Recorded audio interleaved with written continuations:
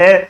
तो लास्ट वाली वेव की जो क्लास चल रही थी भाई मेरे, उसमें अपन ने कवर कर लिया था मतलब अपन ने जो है आप्रगामी तरंगे कंप्लीट कर ली थी आई थिंक, है ना। आप्रगामी तरंगों तक हो गया था। तो हम लास्ट वाली क्लास में तरंगों के अध्यारोपण से संबंधित डिस्कशन कर रहे थे, ठीक है।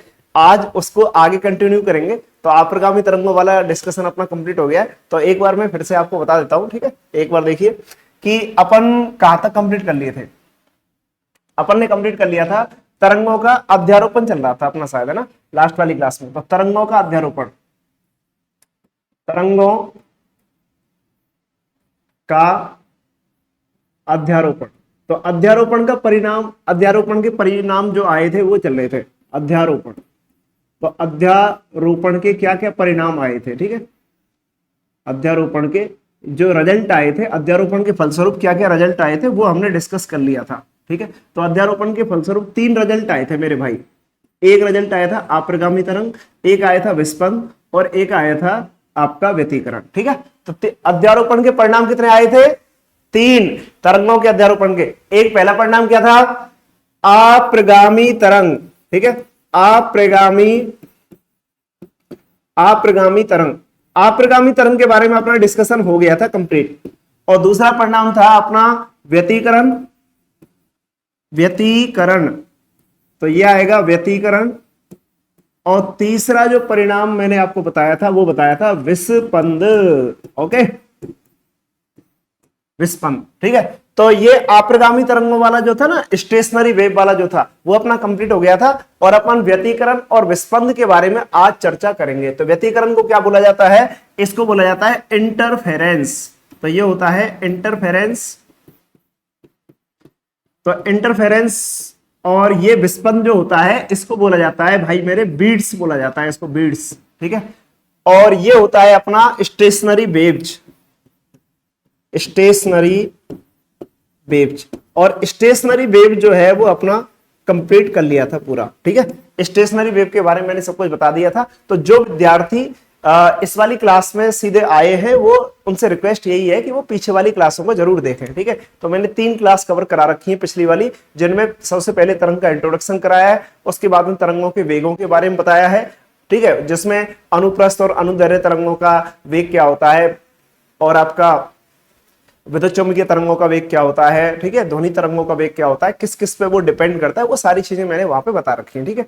और फिर अगला वाला जो लेक्चर है उसमें हमने आप्रगामी तरंगों के बारे में, स्टेशनरी वेव के बारे में पूरा डिटेल में डिस्कस किया हुआ है कि आप्रगामी तरंगों का निर्माण कैसे होता है, आप्रगामी तरंगें कैसी होती हैं, इनके समीकरण क्या होते हैं, आप्रगामी तरंगों जो होती हैं आप्रगामी तरंगें, वो ओपन ऑर्गन पाइप में, बंद ऑर्गन पाइप में, या कोई भी डोरी जो कसी हुई है उसमें कौन कौन सी आप्रगामी तरंगें उत्पन्न होती है, उनकी विधाओं, विभिन्न विधाओं में उनकी आवृत्तियां क्या होती हैं, फ्रीक्वेंसी क्या होती है, ये सारा डिस्कशन अपन ने कंप्लीट कर लिया है, ओके।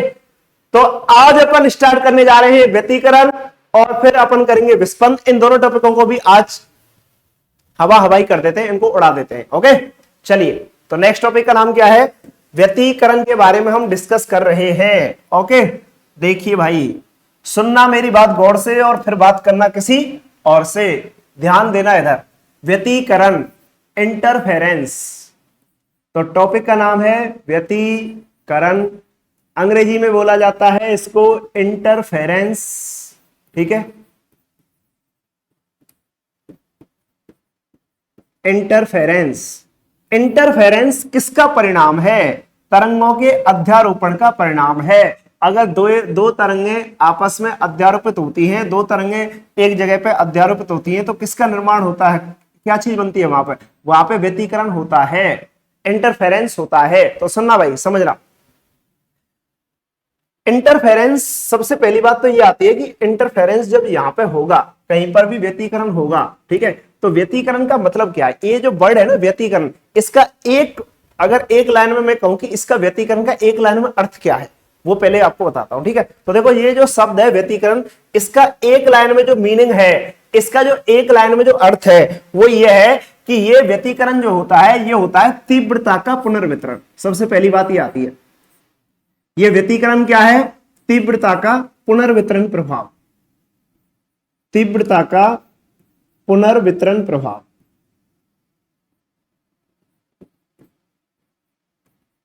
इस व्यतिकरण में क्या होता है, तीव्रता का पुनर्वितरण होता है। तीव्रता का पुनर्वितरण का मतलब क्या है, रीडिस्ट्रीब्यूशन ऑफ इंटेंसिटी,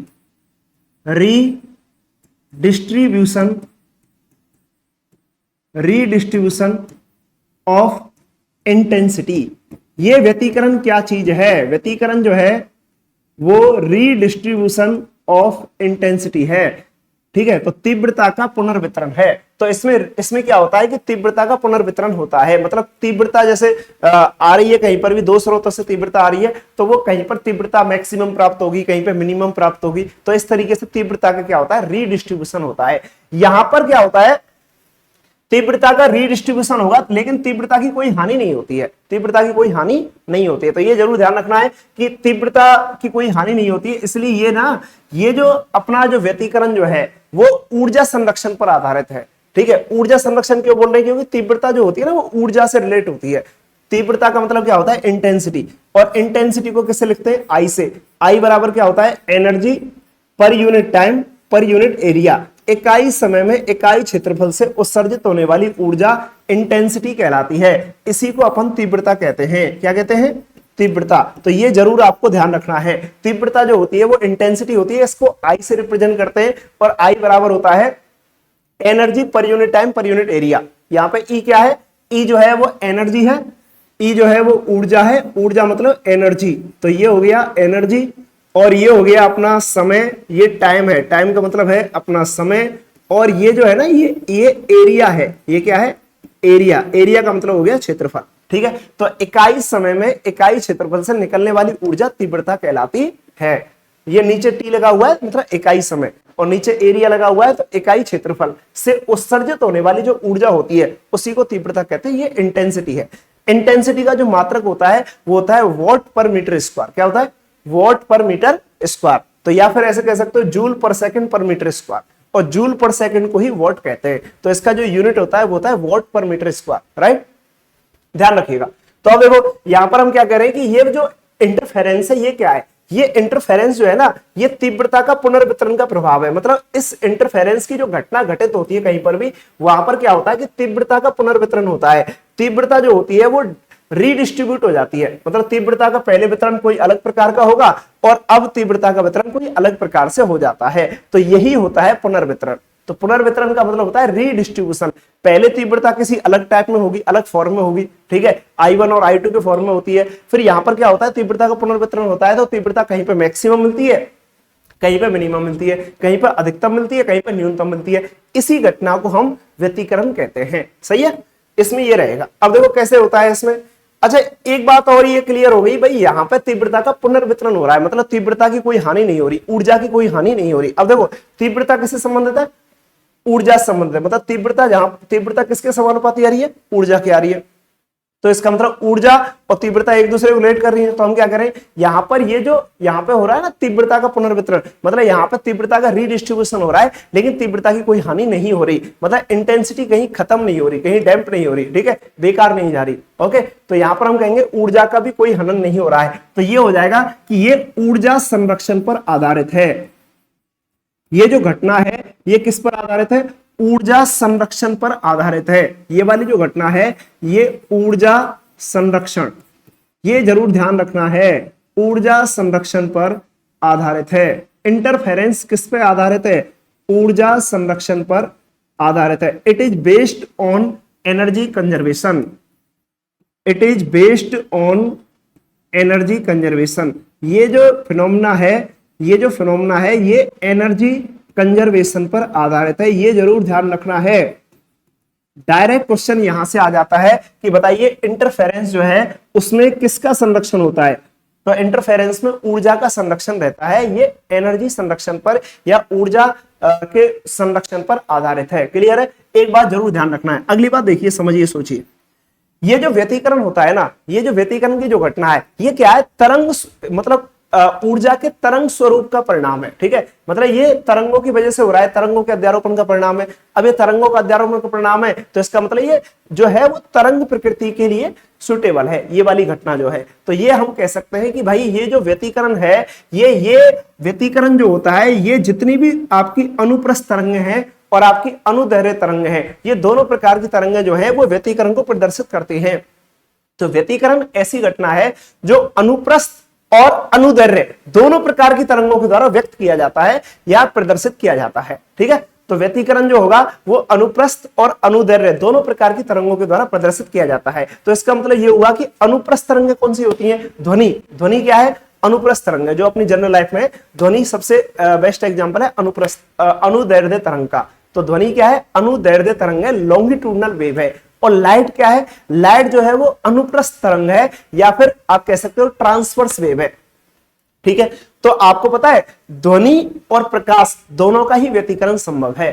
ठीक है, तो मैं आप ऐसे लिख सकता हूं कि यहां पे जो व्यतिकरण है ना वो ध्वनि और प्रकाश दोनों का ही होता है। ध्वनि और प्रकाश, ध्वनि और प्रकाश मतलब आप कह सकते हो साउंड एंड लाइट, ध्वनि और प्रकाश दोनों ही व्यतिकरण को प्रदर्शित करती हैं। ध्वनि और प्रकाश दोनों व्यतिकरण को प्रदर्शित करती हैं।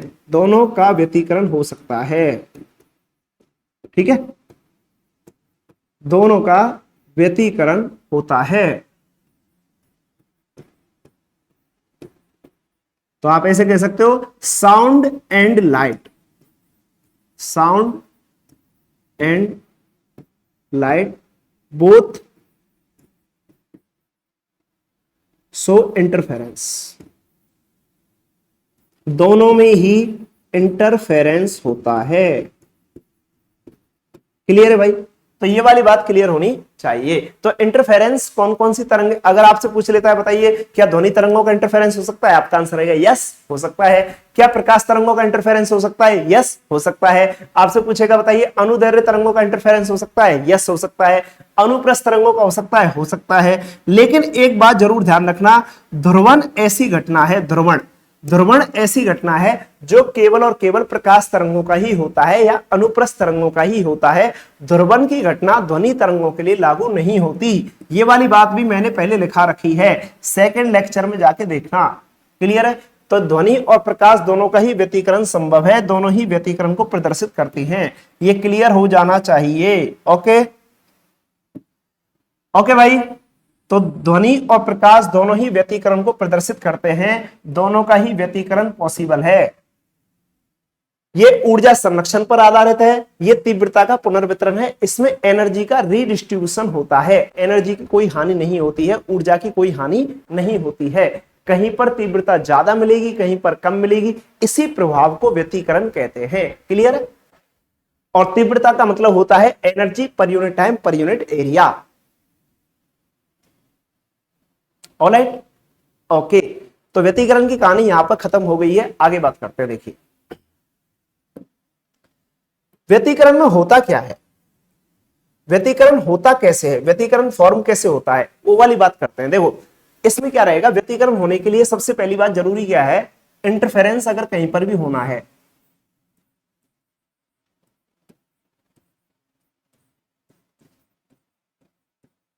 इंटरफेरेंस अगर कहीं पर भी होना है तो इसके लिए जरूरी क्या है, इसके लिए सबसे ज्यादा जो जरूरी है, व्यतिकरण होने के लिए सबसे ज्यादा जो जरूरी है वो दोनों जो प्रकाश स्रोत हो गया या दोनों जो ध्वनि स्रोत हो गया, जहां जिन तरंगों के अध्यारोपण से व्यतिकरण हो रहा है ना, वो स्रोत जो है वो कला संबद्ध होने चाहिए। तो इंटरफेरेंस होने के लिए क्या है,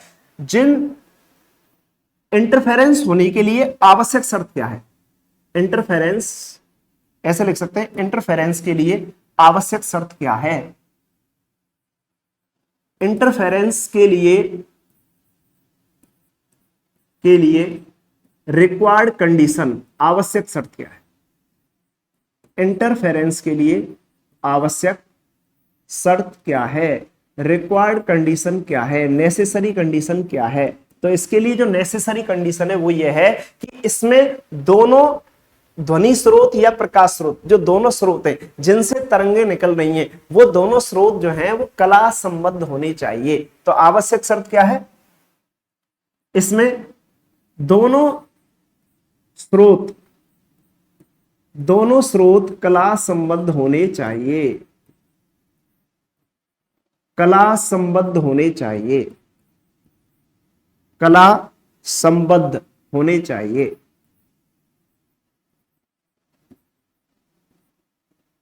कला संबद्ध होने चाहिए, दोनों स्रोत कला संबद्ध होने चाहिए, ये इसके लिए आवश्यक शर्त है। इंटरफेरेंस होने के लिए दोनों स्रोत कला संबद्ध होने चाहिए। मतलब ऐसे समझो, देखो ऐसे, जैसे मान लो आपके पास एक स्रोत है भाई, ये अपने पास एक स्रोत हो गया, ये अपने पास क्या है, एक सोर्स हो गया, ये अपने पास एक सोर्स है इस तरीके से, और यहां से ध्वनि निकलेगी, ये एक सोर्स हो गया, और एक अपने पास ये दूसरा सोर्स हो गया इस तरीके से, यहां से भी ध्वनि निकलेगी इस तरीके से, दूसरा सोर्स हो गया। अब क्या होगा कि ये सोर्स हो गया S1 और ये सोर्स हो गया S2। अब ये दोनों ध्वनियां यहां से, ये दोनों ध्वनियां या तरंगे, जो भी तरंगे यहां से निकलेंगी, जिस प्रकार की अनुप्रस्थ या अनुदैर्घ्य जो भी निकलेंगी, वो यहां से बाहर निकलेंगे इस तरीके से ऐसे। तो यहां से तरंगे इस तरीके से बाहर निकलेंगी, और ये तरंगे पर्दे के किसी बिंदु पर जाकर के आपस में अध्यारोपित होंगी। जैसे ये निकल गई यहां से और ये यहां से निकल गई, तो इस जगह पे ऐसे करके निकल गई, तो ये तरंगे इस तरीके से जा रही हैं और ये तरंगे आपस में अध्यारोपित होंगी, और अध्यारोपण के फलस्वरूप हमें व्यतिकरण देखने को मिलेगा। तो ये जो सोर्स है ना S1 और S2, ये दोनों सोर्स कला संबद्ध होने चाहिए, ये दोनों सोर्स जो हैं वो कला संबद्ध होने चाहिए, ये वाली कंडीशन है। ये दोनों कला संबद्ध है, ये दोनों स्रोत कैसे होने चाहिए, कला संबद्ध होने चाहिए, ये कंडीशन जरूरी है। कला संबद्ध स्रोत ऐसे कह सकते हैं, ये दोनों स्रोत जो हैं वो कला संबद्ध हैं, ये दोनों कला संबद्ध होने चाहिए। अब बात ये आती है कि कला संबद्ध का क्या मतलब है। कला संबद्ध को अंग्रेजी में कोरेंट कहते हैं, ध्यान रखना है ना। कला संबद्ध बात को क्या कहते हैं इंग्लिश में, कोरेंट। तो ये जो वर्ड है ना कला संबद्ध, इसका मतलब होता है कोरेंट सोर्स, कोरेंट सोर्स होने चाहिए, ठीक है। अब ये जो कला संबद्ध होने चाहिए, इसका क्या मतलब है, कला संबद्ध होने का मतलब क्या है। कला संबद्ध होने का मतलब सिंपल भाषा में यह है कि इनके बीच में जो कलांतर आएगा, मतलब जो दो तरंगे यहाँ पे निकल रही हैं, इन दोनों तरंगों के बीच में जो कलांतर आएगा, ये कलांतर समय के साथ नियत होना चाहिए। ये जो कोरेंट होने का क्या मतलब है, कोरेंट होने का मतलब है कि इनके बीच में जो कलांतर आएगा ना, वो समय के साथ नियत आना चाहिए, ठीक है। देखो ये एक तरंग ऐसे जा रही है, एक तरंग ऐसे जा रही है, तो इस बिंदु पर जब ये पहुंचेंगी तो यहाँ पे दोनों के बीच में कुछ ना कुछ कलांतर आ जाएगा, तो वो कलांतर समय के साथ नियत होना चाहिए, मतलब टाइम के हिसाब से बदलना नहीं चाहिए, ठीक है। तो ये कहने का मतलब है। तो कोरेंट होने का मतलब क्या है, कोरेंट होने का मतलब है कि इन दोनों के बीच में जो कलांतर आएगा, ये वाली तरंग और ये वाली तरंग, दोनों के बीच में जो कलांतर आएगा, वो कलांतर समय के साथ नियत होना चाहिए। कलांतर, भाई दो तरंगे, तो तरंगों में क्या होती है, कला होती है, तो कलाओं में जो अंतर आता है उसको कलांतर कहते हैं। तो कलांतर को बोलते हैं फेज डिफरेंस, ठीक है। तो कलांतर जो होता है फेज डिफरेंस, फेज डिफरेंस, तो फेज डिफरेंस समय के साथ बदलना नहीं चाहिए, कलांतर नियत होना चाहिए, नियत या कांस्टेंट होना चाहिए। कलांतर जो है वो नियत होना चाहिए। अगर कलांतर नियत है, कलांतर टाइम के साथ में बदल नहीं रहा, कलांतर जो है वो फिक्स है, ठीक है, कांस्टेंट है, तो फिर आप कह दोगे फेज डिफरेंस अगर कांस्टेंट है, तो फिर आप कह दोगे कि दोनों स्रोत जो है वो कला संबद्ध है, और कला संबद्ध स्रोत हैं तो यहां पर इंटरफेरेंस हो सकता है, यहां पर व्यतिकरण हो सकता है, ये पर्दा है। तो पर्दे पर व्यतिकरण होने का क्या मतलब है, पर्दे पर व्यतिकरण होने का मतलब है कि इस पर्दे के विभिन्न बिंदुओं पर, इस पर्दे के विभिन्न बिंदुओं पर कुछ बिंदुओं पर मैक्सिमा मिल सकता है। जैसे मान लो यहाँ पे आपका, यहाँ पे मान लो मैक्सिमा मिल गया, मैक्सिमा मतलब तीव्रता का अधिकतम, यहाँ पे तीव्रता अधिकतम मिल गई, तो फिर ऐसा हो सकता है कि ये एक बिंदु यहाँ पे आ जाए, यहाँ पे आपको मिनिमा मिल गया, ठीक है, तो ये मिनिमा आ जाएगा, फिर यहाँ पर मैक्सिमा आ जाएगा, ठीक है, और फिर यहां पर मिनिमा आ जाएगा, यहां पर मिनिमा आ जाएगा, फिर यहां पर मैक्सिमा आ जाएगा, ठीक है। तो इस तरीके से maxima minima, maxima minima, maxima minima, maxima minima, इस तरीके से मिलते जाएंगे। मैक्सिमा मिनिमा, मैक्सिमा मिनिमा, एकांतर क्रम में, एकांतर क्रम में इस तरीके से आते जाएंगे। तो पर्दे पर कहीं पर मैक्सिमा मिलेगा, कहीं मिनिमा मिलेगा, कहीं मैक्सिमा, कहीं मिनिमा, कहीं मैक्सिमा, कहीं मिनिमा, इस तरीके से। तो एकांतर क्रम में मैक्सिमा और मिनिमा मिलते जाते हैं। मैक्सिमा का मतलब जहां पर तीव्रता का मान अधिकतम होगा, और कुछ बिंदु ऐसे होंगे जहां पर तीव्रता का मान न्यूनतम होगा, ठीक है। तो यहां पर तीव्रता का मान अधिकतम होगा, यहां पर तीव्रता का मान न्यूनतम होगा, तो आप ऐसे कह सकते हो कि इस जगह पर तीव्रता आएगी अधिकतम, इस जगह पे तीव्रता आएगी न्यूनतम। तो यहाँ पे आई तीव्रता का जो मान है वो मैक्सिमम आएगा, मैक्सिमम अधिकतम, और यहां पर तीव्रता का मान जो आएगा वो मिनिमम आएगा, ये हो गया मिनिमम। ठीक है, तो इस तरीके से आप कह सकते हो कि तीव्रता का मैक्सिमम और मिनिमम प्राप्त होते हैं। तो यही घटना अपनी व्यतिकरण कहलाती है। लेकिन इसमें एक बात जरूर ध्यान रखना, कलांतर समय के साथ नियत होना चाहिए। कलांतर समय के साथ नियत होने का क्या मतलब है? कलांतर समय के साथ नियत होने का मतलब यह है कि अगर कलांतर समय के साथ नहीं बदलेगा, कलांतर अगर समय के साथ नहीं बदलेगा, तो इसका मतलब इस बिंदु पर जीवन भर मैक्सिमा रहेगा और इस बिंदु पर जीवन भर मिनिमा रहेगा। मतलब ये बिंदु फिक्स है, इन सभी बिंदुओं पर ये फिक्स हो गया कि भाई यहां पे मैक्सिमा ही आएगा, यहां पे मिनिमा ही आएगा, यहां पे मैक्सिमा ही आएगा, यहां पे मिनिमा ही आएगा। मतलब समय के साथ इनमें कोई परिवर्तन नहीं होगा, मतलब समय के साथ ये बदलेंगे नहीं, या मैक्सिमा आएगा तो मैक्सिमा ही बनेगा, या मिनिमा आएगा तो मिनिमा ही बनेगा।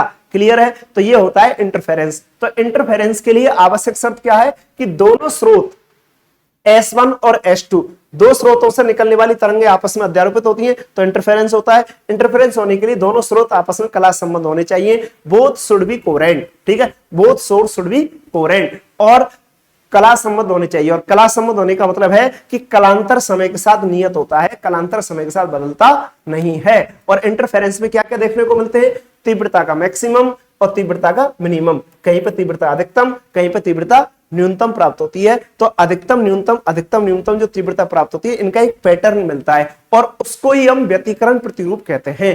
उस पैटर्न को हम बोलते हैं व्यतिकरण प्रतिरूप या इंटरफेरेंस पैटर्न। इंटरफेरेंस पैटर्न, तो इंटरफेरेंस पैटर्न में क्या होता है? तीव्रता अधिकतम और न्यूनतम, तीव्रता अधिकतम और न्यूनतम का एक क्रम मिलता है। ठीक है, लेकिन एक बिंदु पर, अगर एक बिंदु पर कहीं पर तीव्रता अधिकतम मिल रही है, तो उस पर अधिकतम ही रहेगी जीवन भर, क्योंकि समय के साथ कलांतर नियत है।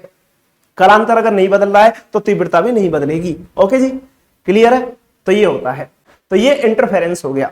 अब देखिए, इंटरफेरेंस जो होता है वो दो टाइप का होता है। इंटरफेरेंस जो होता है वो दो टाइप का होता है। व्यतिकरण जो होता है जी दो प्रकार का होता है। व्यतिकरण, व्यतिकरण जो होता है वो दो टाइप का होगा। इंटरफेरेंस,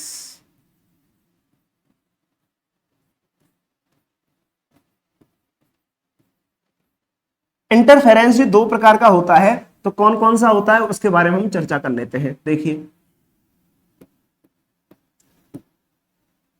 एक अपना इंटरफेरेंस होता है और संपोषी, और एक होता है विनाशी। तो देखिए, आपने अभी क्या देखा कि इंटरफेरेंस पैटर्न में, इंटरफेरेंस का जो पैटर्न है, व्यतिकरण जो प्रतिरूप है, उस व्यतिकरण प्रतिरूप में कहीं पर तीव्रता अधिकतम मिल रही है, कहीं पर न्यूनतम मिल रही है। ठीक है, तो कहीं पर तीव्रता अधिकतम और कहीं पर न्यूनतम, कहीं पर तीव्रता अधिकतम मिल रही है और कहीं पर न्यूनतम मिल रही है। तो इसका मतलब आप कह सकते हो कि यह आपका व्यतिकरण जो होगा, व्यतिकरण प्रतिरूप में जिस जगह पर, व्यतिकरण प्रतिरूप में जिस जगह पर तीव्रता मैक्सिमम प्राप्त होती है, वहां पर होता है समपोषी व्यतिकरण। एक होता है समपोषी, समपोषी व्यतिकरण। तो समपोषी व्यतिकरण में क्या रहेगा? इसको बोला जाता है constructive interference. Constructive interference, constructive interference. और दूसरा होता है जी विनाशी व्यतिकरण। ठीक है, विनाशी व्यतिकरण। और विनाशी व्यतिकरण में क्या होता है? तीव्रता का मान मिनिमम प्राप्त होता है। ठीक है, इसको बोलते हैं डिस्ट्रक्टिव इंटरफेरेंस। तो एक तो होता है जी डिस्ट्रक्टिव इंटरफेरेंस और एक होता है कंस्ट्रक्टिव इंटरफेरेंस। तो आपका जो कंस्ट्रक्टिव इंटरफेरेंस होता है उसमें आपका तीव्रता का मान अधिकतम प्राप्त होता है और इसमें तीव्रता का मान न्यूनतम प्राप्त होता है। तो यहां पर एक बात जरूर ध्यान रखिएगा, यहां पर तीव्रता का मान इस वाले इंटरफेरेंस में, इस वाले इंटरफेरेंस में तीव्रता का मान आता है मैक्सिमम, इंटेंसिटी का मान आता है मैक्सिमम, आई का मान आता है मैक्सिमम, और इसमें आयाम का मान भी आता है मैक्सिमम। ठीक है, इंटेंसिटी का मान मैक्सिमम आएगा और आयाम का मान भी मैक्सिमम आएगा। और ये वाला जो इंटरफेरेंस होता है इसमें इंटेंसिटी का मान आता है मिनिमम, ठीक है, तीव्रता का मान आता है मिनिमम, और भैया आयाम का मान भी आता है इसमें मिनिमम। ठीक है, तो ये वाला जो इंटरफेरेंस होता है इसमें तीव्रता अधिकतम आएगी, आयाम भी अधिकतम आएगा, इसमें तीव्रता न्यूनतम आएगी और आयाम भी न्यूनतम आएगा। इसमें क्या होता है, यहां पर जो कलांतर लिखा जाता है, कलांतर, कलांतर को ना डेल्टा फाई से रिप्रेजेंट करते हैं, तो कलांतर जो लिखा जाता है वो लिखा जाता है पाई का समगुणज। ये जरूर ध्यान रखना है, पाई का समगुणज। पाई का समगुणज होने का मतलब ऐसे लिखा जाएगा 2n पाई, 2n पाई, तो इसको बोलेंगे पाई का समगुणज, पाई का समगुणज लिखा जाएगा। और यहां पर जो लिखा जाता है वो कलांतर ऐसे लिखा जाता है 2n+1 पाई, तो ये होता है पाई का विषम गुणज, 2n+1 इंटू पाई, तो ये होता है पाई का विषम गुणज। n का मान 0 से स्टार्ट होगा, ठीक है, तो 0 का मान रखोगे तो 0 आ जाएगा, 0 के हिसाब से आ जाएगा, 0 रखोगे तो यहाँ पे पाई आ जाएगा, 1 रखोगे तो यहाँ पे 3 पाई आ जाएगा, 2 रखोगे तो यहाँ पे 5 पाई आ जाएगा, ऐसे यहाँ पे 0 रखोगे तो 0 आएगा, 1 रखोगे तो 2 पाई आएगा, फिर आपका 4 पाई आएगा, इस तरीके से आ जाएगा।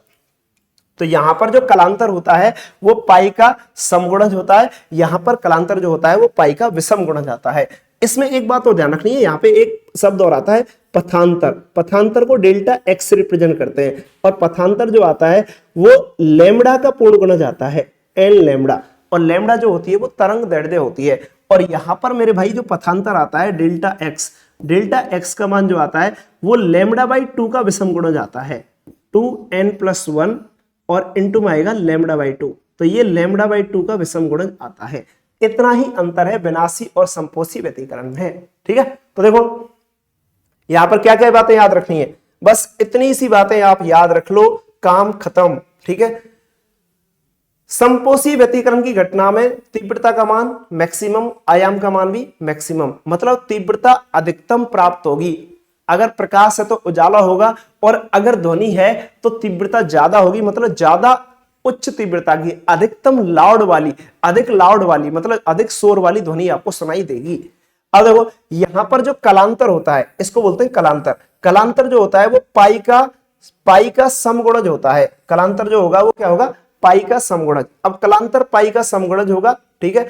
इसमें जो पथांतर होगा वो लैम्बडा का पूर्ण गुणज होता है। पथांतर क्या लिखा जाता है, लैम्बडा का पूर्ण गुणज लिखा जाता है, ये भी आप ध्यान रखोगे। इसमें पथांतर जो लिखा जाएगा वो लैम्बडा का पूर्ण गुणज लिखा जाएगा। क्लियर है भाई, पथांतर जो लिखा जाएगा वो लैम्बडा का पूर्ण गुणज लिखा जाएगा, पथांतर लैम्बडा का पूर्ण गुणज लिखा जाएगा। इसमें जो तीव्रता होती है वो मिनिमम होती है, आयाम का मान भी मिनिमम होता है। इसमें जो कलांतर होता है वो पाई का विषम गुणज होता है, पाई का विषम गुणज लिखा जाता है, और पथांतर जो होता है वो λ/2 का विषम गुणज लिखा जाता है। ओके, तो ये होता है, तो इसको बोलते हैं संपोषी व्यतिकरण, इसको बोलते हैं विनाशी व्यतिकरण। तो विनाशी में और संपोषी में क्या डिफरेंस है, संपोषी में होता है, संपोषी वाले में क्या होता है, संपोषी वाले में तीव्रता और आयाम के मान अधिकतम आते हैं, और इसमें तीव्रता और आयाम के मान मिनिमम आते हैं। इसमें जो कलांतर होता है वो पाई का समगुणज आता है, और यहां पर जो पथांतर आएगा वो लैम्बडा का पूर्ण गुणज आएगा। ठीक है, और इसमें होता है पथांतर और कलांतर जो होता है वो इस तरीके से आता है कि पाई का विषम गुणज आता है कलांतर, और पथांतर जो आता है वो λ/2 का विषम गुणज आता है। तो ये आपका हो गया संपोषी और विनाशी व्यतिकरण। तो व्यतिकरण कितने प्रकार का होता है, 2 प्रकार का। तो अब व्यतिकरण प्रतिरूप में हम कह रहे थे ना, यहाँ पे देखो, यहाँ पे हम कह रहे थे कहीं पे मैक्सिमम मिलेगा कहीं पे मिनिमम मिलेगा, तो जहां मैक्सिमम मिलता है उसको संपोषी व्यतिकरण कहेंगे, और जहां मिनिमम मिलेगा उसको विनाशी व्यतिकरण कहेंगे। क्लियर है भाई, आगे देखिए। इसमें इस बात का क्या मतलब है, देखो यहां पर क्या होता है कि तीव्रता का मान जो मैक्सिमम आ रहा है ना, मैक्सिमम तीव्रता, आई का वैल्यू जो मैक्सिमम आता है, आई का वैल्यू जो मैक्सिमम आता है, तो मैक्सिमम तीव्रता जो लिखी जाती है वो ऐसी लिखी जाती है √I1 प्लस √I2, और इसका आ जाएगा होल स्क्वायर, ये होगी मैक्सिमम तीव्रता। और इसमें आयाम का वैल्यू मैक्सिमम लिखा जाता है, तो ए मैक्सिमम लिखा जाएगा, ए मैक्सिमम बराबर आता है A1 प्लस A2, तो ये ए मैक्सिमम आता है। ठीक है, अब यहां पर जो कलांतर लिखा जा रहा है 2n पाई, तो कलांतर 2n पाई का क्या मतलब है, कलांतर 2n पाई का मतलब है n का वैल्यू 0 रखो तो 0 आ जाएगा, n का वैल्यू 1 रखो तो 2 पाई आ जाएगा, n का वैल्यू 2 रखो तो 4 पाई आ जाएगा, n का वैल्यू 3 रखो तो 6 पाई आ जाएगा। तो इस तरीके से बढ़ता हुआ जाएगा। तो इसका मतलब कलांतर जो आ रहा है ना, पाई का समगुणज आ रहा है। समगुणज का क्या मतलब है, देखो देखो पाई के आगे पहले क्या आ रहा है, 0, तो 0 भी सम संख्या है। पाई के आगे 2 आ रहा है तो 2 भी सम संख्या है। पाई के आगे 4 आ रहा है, सम संख्या। पाई के आगे 6 आ रहा है, सम संख्या। तो इसका मतलब कलांतर जो आ रहा है वो पाई का समगुणज है। कलांतर क्या है, पाई का समगुणज है। अब पथांतर देखो, पथांतर क्या लिखा जा रहा है, डेल्टा एक्स। तो डेल्टा एक्स बराबर क्या लिखा जा रहा है, डेल्टा एक्स बराबर लिखा जा रहा है n lambda. N lambda, n lambda होने का क्या मतलब है, एन का वैल्यू आप 0 रखो तो डेल्टा एक्स 0 आ गया। एन का वैल्यू 1 रखो, 1, एन का वैल्यू 1 रखना है तो 1 रखोगे तो क्या आएगा, लैम्बडा आएगा।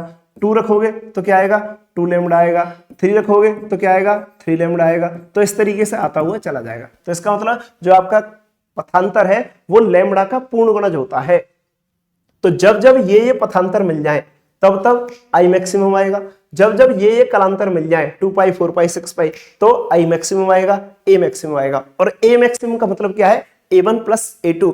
और आपका आई मैक्सिमम का मतलब क्या है, under root i1 plus under root i2 का स्क्वायर। यहाँ पे i1 और i2 क्या है, i1 और i2 स्रोत s1 और s2 की तीव्रता है।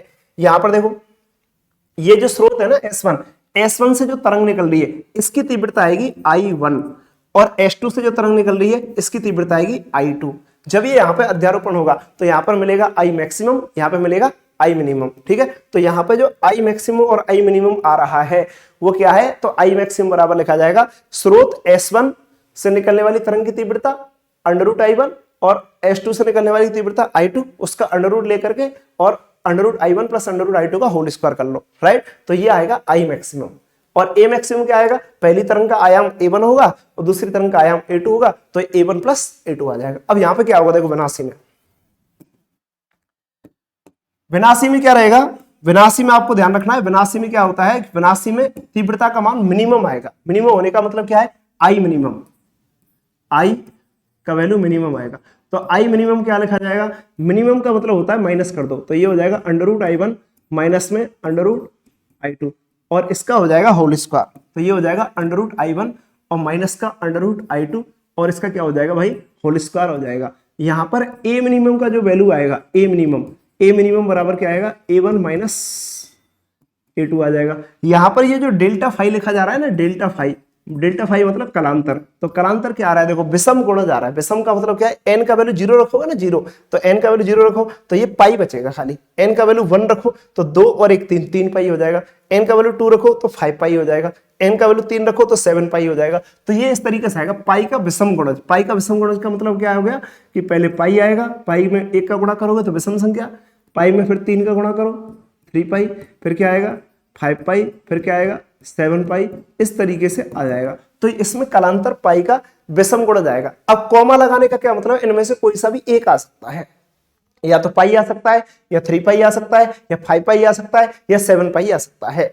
ठीक है, अब देखो पथांतर, पथांतर का क्या मतलब आएगा, पथांतर कितना कैसे आएगा, पथांतर क्या आएगा, लैम्बडा बाई 2 का विषम गुणज। लैम्बडा बाई 2 का विषम गुणज का मतलब एन का वैल्यू 0 रखो तो यहाँ पे 1 बचेगा, तो लैम्बडा बाई 2 गुणा 1, लैम्बडा बाई 2 गुणा 1, तो ये हो गया लैम्बडा बाई 2 गुणा 1, कॉमा यहाँ पे एन का वैल्यू 2 रखो, एन का वैल्यू 1 रखो, पहले 1 रखो तो 3 लैम्बडा बाई 2 आ जाएगा। तो इसका मतलब लैम्बडा बाई 2 का 3 गुना, लैम्बडा बाई 2 का 3 गुना, फिर एन का वैल्यू आप यहाँ पे 2 रखो तो क्या हो जाएगा 5 लैम्बडा बाई 2, तो ये लिखा जाएगा लैम्बडा बाई 2 का 5 गुना, लैम्बडा बाई 2 का 5 गुना, लैम्बडा बाई 2 का 7 गुना, इस तरीके से आ जाएगा, डॉट डॉट डॉट, इस तरीके से आ जाएगा। तो यहाँ पे क्या कहोगे, इनमें से कॉमा लगाने का मतलब कोई भी एक ले सकते हो, कोई भी एक आ सकता है। तो यदि पथांतर लैम्बडा बाई 2 आ रहा है, 3 लैम्बडा बाई 2 आ रहा है, 5 लैम्बडा बाई 2 आ रहा है, 7 लैम्बडा बाई 2 आ रहा है, मतलब लैम्बडा बाई 2 का विषम गुणज आ रहा है। तो लैम्बडा बाई 2 का अगर विषम गुणज आ रहा है और कलांतर पाई का विषम गुणज आ रहा है, पाई आ रहा है, 3 पाई आ रहा है, 5 पाई आ रहा है, 7 पाई आ रहा है, इनमें से कोई सा आ रहा है,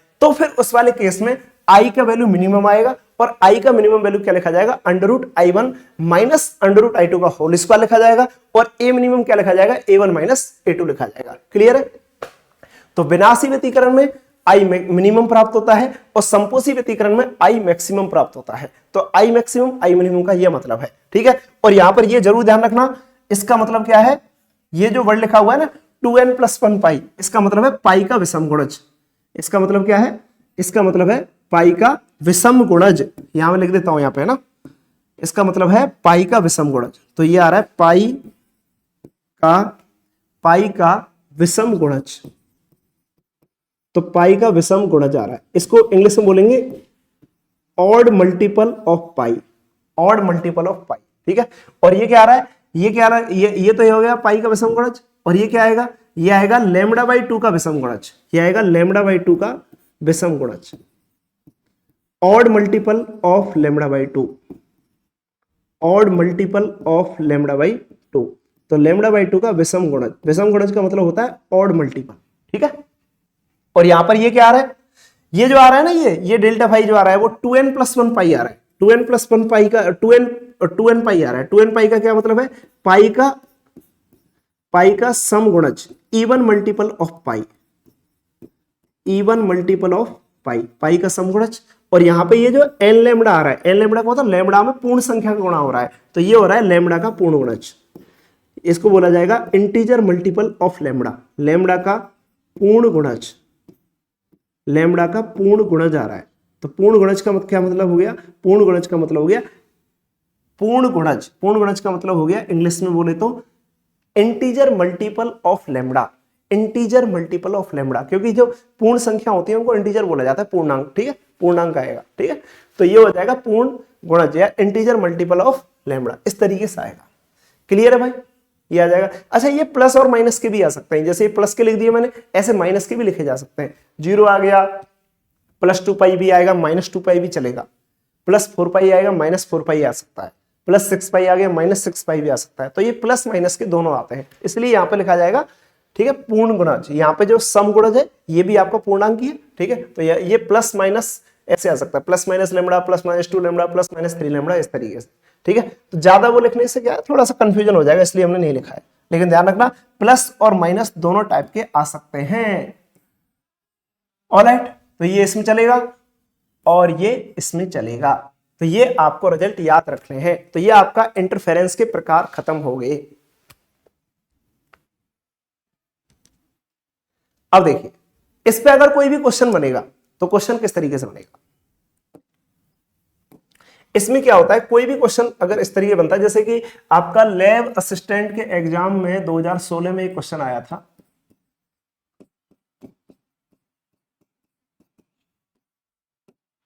दो हजार सोलह के पेपर में क्वेश्चन आया था जिसमें कह रहा था कि दो आपके पास स्रोत हैं, ठीक है, दो ध्वनि स्रोत हैं और उनकी तीव्रताएं इस तरीके से दे रखी हैं, तीव्रता का जो अनुपात है ना I1 और I2, दो ध्वनि स्रोत हैं जो कला संबद्ध है और कला संबद्ध स्रोतों की तीव्रताओं का अनुपात, ये दोनों कला संबद्ध है और कला संबद्ध स्रोतों की तीव्रताओं का अनुपात जो है I1 बटे I2, अनुपात का मतलब है बटे में करना, अनुपात जो है वो ऐसे दे रखा था 100/1, तो ये अनुपात दिया हुआ है, तो इनका जो अनुपात है वो 100/1 है, ठीक है। तो आपसे क्या पूछा गया था, आपसे पूछा गया था कि I मैक्सिमम और I मिनिमम का अनुपात ज्ञात करो। ये गिवन है, ये क्या है गिवन, ये क्वेश्चन में गिवन था, क्वेश्चन भाषा में लिखा हुआ था, मैं भाषा नहीं लिख रहा, मैं डायरेक्ट लिख रहा हूं कि दो कला समस्त स्रोतों की तीव्रताओं का अनुपात I1/I2 का मान 100/1 है, ये दिया हुआ है।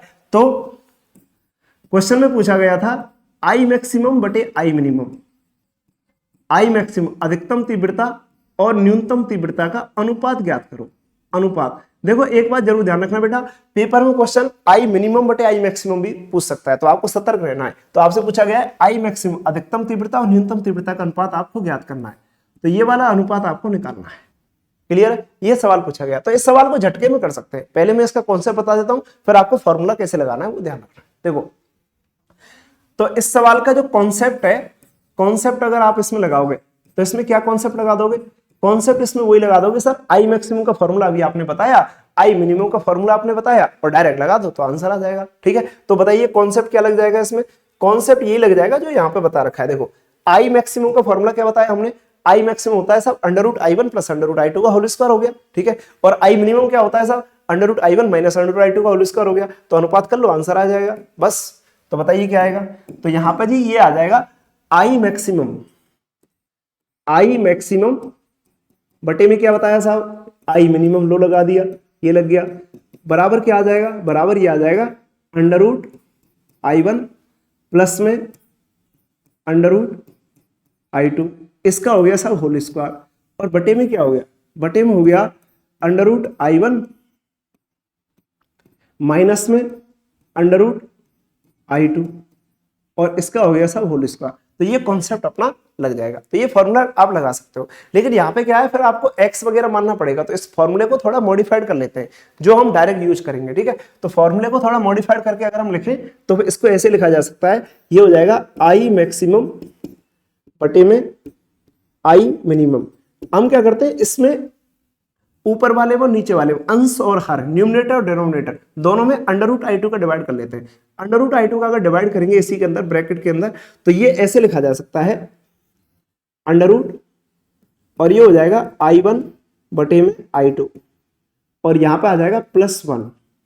ठीक है, और नीचे आ जाएगा अंडर रूट I1 बटे में I2, अंडर रूट I2 का डिवाइड कर दिया दोनों में, और यहां पे आ जाएगा -1।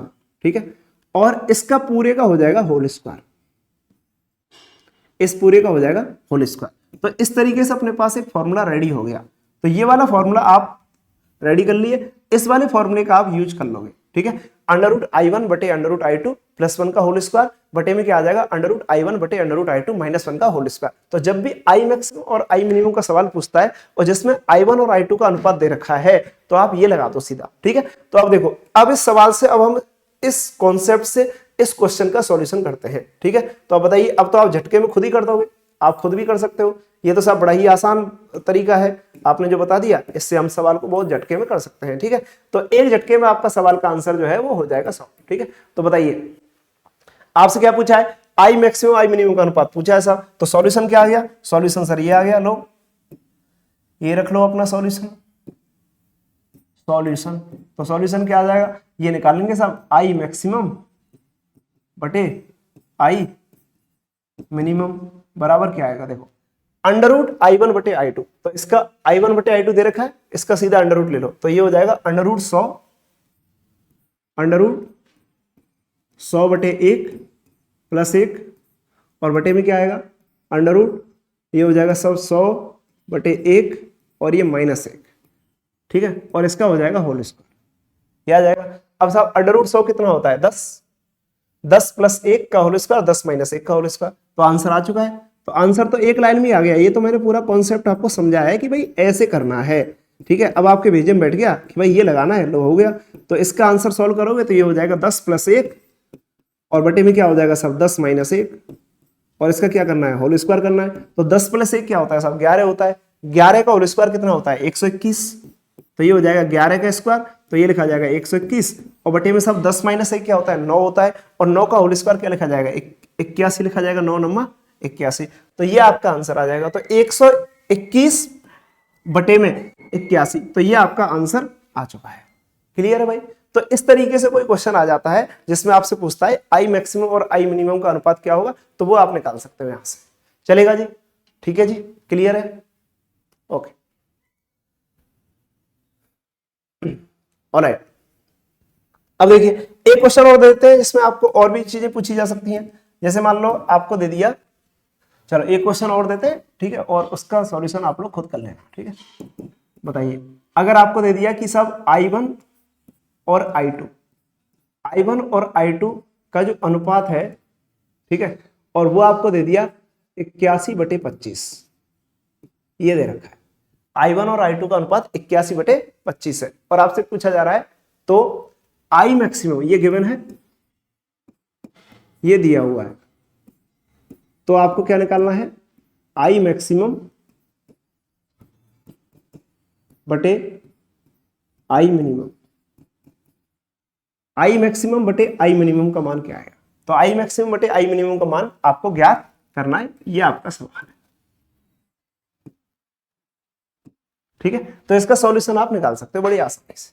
ठीक है, ये आ जाएगा। एक सवाल इसमें और भी आ जाता है कि भाई आपसे पूछा जाए ए मैक्सिमम और ए मिनिमम का मान अनुपात निकालो। ठीक है, ऐसे भी कह सकता है, ए मैक्सिमम और ए मिनिमम का अनुपात पूछ ले। जैसे आई मैक्सिमम आई मिनिमम का मान तो यहां से निकल के आ जाएगा। अब इसी सवाल, यही सवाल आप करके देख लेना, इसका आंसर तो आप निकाल लेना, लास्ट वाले सवाल के आधार पर आ जाएगा।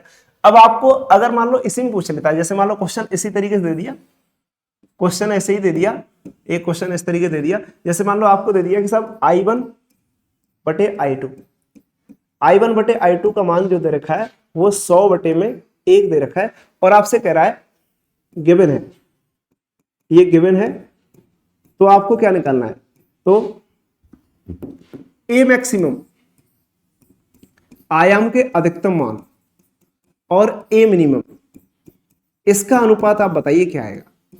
तो ये आपको ज्ञात करना है, ए मैक्सिमम बटे ए मिनिमम का मान आपको ज्ञात करना है। ठीक है, तो ये सवाल आपसे पूछ लिया जाए, ए मैक्सिमम और ए मिनिमम का अनुपात क्या आएगा। तो देखो, इस सवाल को सॉल्व करने का एक सिंपल तरीका मैं आपको बताता हूं कि आपको इतना जरूर ध्यान रखना है कि साहब देखिए यहां पर क्या समझोगे, यहां पे आप ये जरूर ध्यान रखोगे कि एक कॉन्सेप्ट यहां पे ये आता है कि जो तीव्रता होती है ना, तीव्रता जब भी ध्वनि तरंग की या फिर कोई भी तरंग की तीव्रता लिखी जाती है, और तीव्रता जो होती है वो आयाम के वर्ग के समानुपाती होती है। तीव्रता जो होती है वो क्या होती है, आयाम के वर्ग के समानुपाती होती है। तीव्रता किसके समानुपाती होती है, आयाम के वर्ग के समानुपाती होती है, ये जरूर ध्यान रखना, तीव्रता आयाम के वर्ग के समानुपाती होती है। ओके, अब देखो तीव्रता अगर आयाम के वर्ग के समानुपाती, ये कॉन्सेप्ट है, कॉन्सेप्ट क्या है, तीव्रता आयाम के वर्ग के समानुपाती होती है।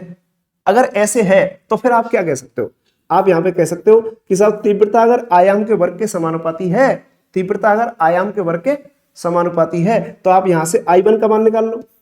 I1 समानुपाती क्या हो जाएगा, I1 समानुपाती A1 स्क्वायर हो जाएगा साहब।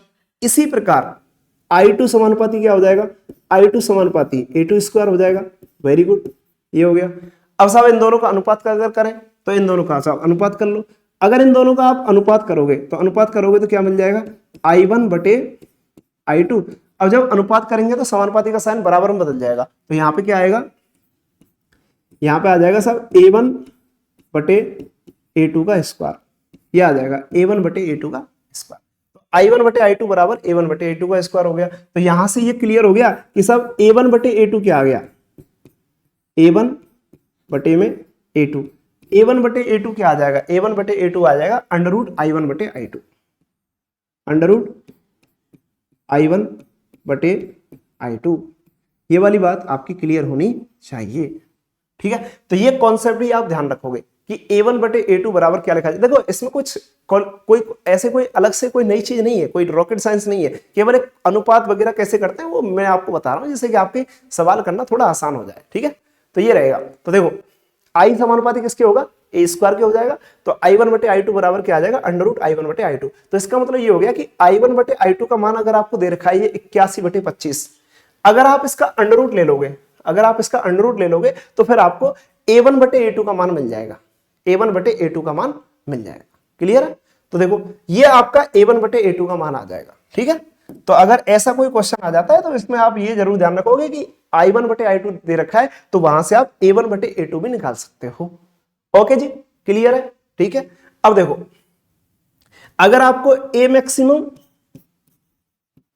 बटे A मिनिमम का मान आपसे पूछा है, A मैक्सिमम बटे A मिनिमम का मान अगर आपसे पूछा है, तो A मैक्सिमम का मान मतलब क्या होगा, A मैक्सिमम का मतलब होगा A1 प्लस A2, अभी आपको बताया था A1 प्लस A2। और भाई A मिनिमम का मान क्या होगा, A मिनिमम का मान होगा A1 माइनस A2। ये इस तरीके लगा दोगे। अगर आप इसको और तरीके सॉल्व करोगे, A2 का डिवाइड कर लो ऊपर नीचे, तो भैया ये क्या आ जाएगा, ये आ जाएगा A1 बटे A2, और ये लिखा जाएगा +1, और ये क्या लिखा जाएगा, ये लिखा जा सकता है A1 बटे A2, और ये लिखा जाएगा -1। क्लियर है जी।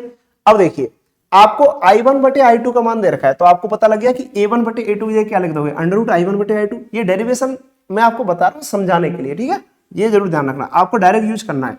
अब डायरेक्ट रिजल्ट भी बताऊंगा आपको।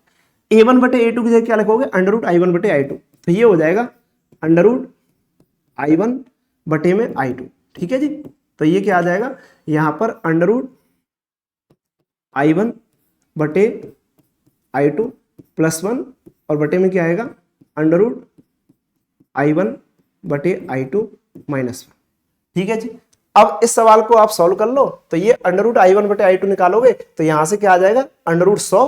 तो अंडर रूट 100 कितना हो जाएगा, 10। तो यहां पे आएगा अंडर रूट 100 +1, और बटे में क्या आ जाएगा, अंडर रूट 100 -1। तो फिर आप इसको कर सकते हो, अंडर रूट 100 क्या होता है, 10, 10 + 1 बटे 10 - 1। तो 10 + 1 कितना हो जाएगा, 11, और 10 - 1 कितना हो जाएगा, 9। तो इस सवाल को ऐसे किया जा सकता है। तो ये 11 बटे 9 आ जाएगा। तो आपको अगर क्वेश्चन पूछा जाता है आपको अगर I1 और I2 का अनुपात दे रखा है और आपको पूछा जा रहा है A मैक्सिमम बटे A मिनिमम का अनुपात निकालो, तो फिर आपका ये आ जाएगा 11/9, ठीक है। और अगर आपसे I मैक्सिमम बटे I मिनिमम का मान पूछ रहा है तो I मैक्सिमम बटे I मिनिमम का मान हमने निकाला था, 11 का स्क्वायर आ रहा था और 9 का स्क्वायर आ रहा था। देखो यहाँ पे क्या आ रहा था, 11 का स्क्वायर आ रहा था और 9 का स्क्वायर आ रहा था, तो ये लग रहा था 121/81, ठीक है। तो इसका मतलब ये जो स्क्वायर किया है ना, उस स्क्वायर को छोड़ देंगे तो A मैक्सिमम बटे A मिनिमम का मान ही आ जाएगा। क्लियर है जी, तो ये जरूर ध्यान रखना है। तो देखो अब यहां पर मैं कॉन्सेप्ट आपको क्या बता देता हूं, ये आपका सवाल हो गया सॉल्व। तो ये काफी चीजें मैंने आपको बता दी कि भाई इंटेंसिटी और आयाम कैसे संबंधित होते हैं, इनका अनुपात कैसे होता है, और इनका जो A मैक्सिमम A मिनिमम का अनुपात निकालोगे तो वो इस तरीके से ही आ जाएगा, ऐसे ही आ जाएगा, ठीक है जी। तो इस तरीके से आप कह सकते हो। तो देखिए अगर आपको, अब यहां पे मैं कुछ बातें आपको समझा देता हूं जो आपको याद रखनी है। अगर आपको क्वेश्चन में देखो कुछ बातें हैं जो इंपॉर्टेंट बातें हैं, ठीक है, जो आपको याद रखनी है। अगर आपको I1 बटे I2 का मान गिवन है, I1 और I2 गिवन है, I1 और I2 आपको गिवन है, ठीक है। और इससे आप क्या निकाल सकते हो, इससे आप I मैक्सिमम और I मिनिमम का अनुपात निकाल सकते हो। तो आप क्या निकालना चाहते हो इससे, I मैक्सिमम बटे में I मिनिमम, एक तो आप ये निकालना चाहते हो और एक क्या निकालना चाहते हो, A मैक्सिमम बटे A मिनिमम, ये आप निकालना चाहते हो। तो ये दो चीजें आप निकालना चाहते हो, I मैक्सिमम I मिनिमम का अनुपात क्या आएगा, या A मैक्सिमम और A मिनिमम का अनुपात क्या आएगा। A मैक्सिमम क्या है, आयाम का अधिकतम मान, और ये A मिनिमम क्या है, आयाम का न्यूनतम मान। तो अगर ये निकालोगे तो इसके लिए क्या फॉर्मूला बन जाएगा, इसके लिए बन जाएगा सर अंडर रूट I1 बटे में I2। तो ये हो जाएगा अंडर रूट I1 बटे में I2, ठीक है। तो इसको थोड़ा सा मैं अंडर रूट को थोड़ा और खींच देता हूं बड़ा, क्योंकि ये पूरा अंडर रूट के अंदर ही है, ठीक है जी, ये अंडर रूट के अंदर है। तो ये हो जाएगा आपका अंडर रूट, और यहाँ पे लिखा जाएगा I1 बटे में I2, और ये हो जाएगा +1, और ये नीचे क्या आएगा, नीचे आएगा जी अंडर रूट पूरा ही आ जाएगा इसके अंदर, I1 बटे में क्या आएगा I2, और यहाँ पे क्या आ जाएगा -1, और इसका पूरे का होल स्क्वायर हो जाएगा, इसका पूरे का क्या हो जाएगा, होल स्क्वायर। तो ये आपका आ जाएगा I मैक्सिमम I मिनिमम का अनुपात। अब यहाँ पे आप कह रहे हो साहब हमें A मैक्सिमम A मिनिमम का अनुपात निकालना है, तो ये स्क्वायर को मत करो, बस ये जो ऊपर स्क्वायर लग रहा है ना, इस स्क्वायर को मत लगाओ, बस तो सीधा सीधा लिख दो। क्या लिख दोगे, सीधा सीधा लिख दो, ये हो जाएगा साहब अंडर रूट I1 बटे में I2 +1, और बटे में क्या आ जाएगा अंडर रूट I1 बटे I2 और -1, ठीक है जी। तो ये आ जाएगा, इसका होल स्क्वायर लगाने की जरूरत नहीं है। तो ये A मैक्सिमम A मिनिमम का अनुपात आ गया, और ये I मैक्सिमम बटे I मिनिमम का अनुपात आ गया, ठीक है साहब। ऐसे करके तो अगर I1 बटे I2 गिवन हो क्वेश्चन में और आपसे पूछा जाए I मैक्सिमम I मिनिमम का अनुपात क्या आएगा, तो साहब आपको ये ऊपर वाला फॉर्मूला लगा देना है, ठीक है। और साहब आपसे पूछा जाए कि भाई यहाँ पर A मैक्सिमम और A मिनिमम का फॉर्मूला, A मैक्सिमम और A मिनिमम का वैल्यू क्या आएगा, तो साहब आपको फिर ये नीचे वाला फॉर्मूला लगा देना है। तो ये वाला फॉर्मूला लगा देना ऊपर वाला, और ये A मैक्सिमम और A मिनिमम का अनुपात अगर आपको निकालना है तो फिर आपको बिना अंडर रूट वाला फॉर्मूला लगा देना है। क्लियर है जी। तो ये जरूर से जरूर आप याद रखोगे, ये सिंपल, बहुत सिंपल वाली बात मैंने आपको बता दी, ठीक है।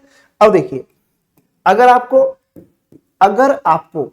A1 और A2 का अनुपात दे रखा है, अगर आपको A1 और A2 का वैल्यू दे रखा है, A1 बटे में A2, अगर आपको A1 बटे A2 गिवन है, A1 बटे A2 गिवन है, और आप क्या निकालना चाहते हो, आप I मैक्सिमम और I मिनिमम का अनुपात ही निकालना चाहते हो, ठीक है।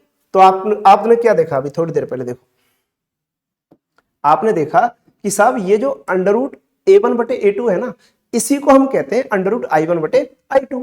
तो फिर हमारा फॉर्मूला क्या बन जाएगा साहब, हमें कुछ ज्यादा याद ही नहीं रखना, बस I मैक्सिमम और I मिनिमम का अनुपात निकालना है, तो अंडर रूट I1 बटे I2 की जगह A1 बटे A2 लिख देंगे सीधा सीधा।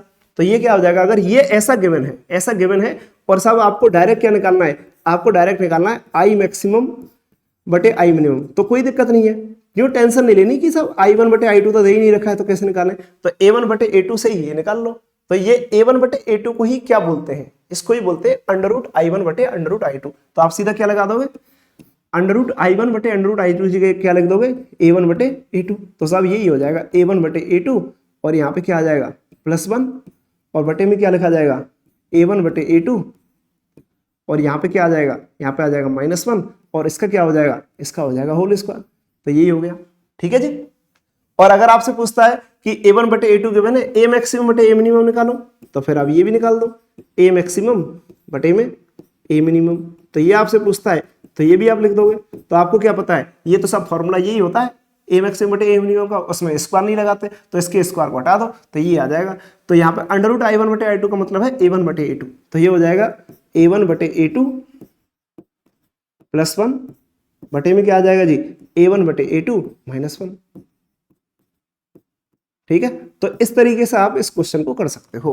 तो अगर आपको कोई क्वेश्चन इस तरीके से आ जाता है तो आपको घबराने की, ठीक है, टेंशन लेने की, हेडेक लेने की, सिर दर्द करने की कोई जरूरत नहीं है। ओके जी, क्लियर है, ठीक है, किसी को कोई दिक्कत नहीं होगी मेरे हिसाब से। तो मैंने बहुत सिंपल तरीके से आपको बता दिया है कि i1 और i2 का रेशो दे रखा है, तो आप i मैक्सिमम i मिनिमम का अनुपात या a मैक्सिमम बटे a मिनिमम का अनुपात निकाल सकते हो, बस उसमें स्क्वायर करना है, इसमें स्क्वायर नहीं करना है। आपको a1 बटे a2 सीधा सीधा दे रखा है, तो आपको √i1 बटे i2 की जगह ये चिपकाना है, a1 बटे a2 +1, a1 बटे a2 -1, स्क्वायर है तो स्क्वायर करना है।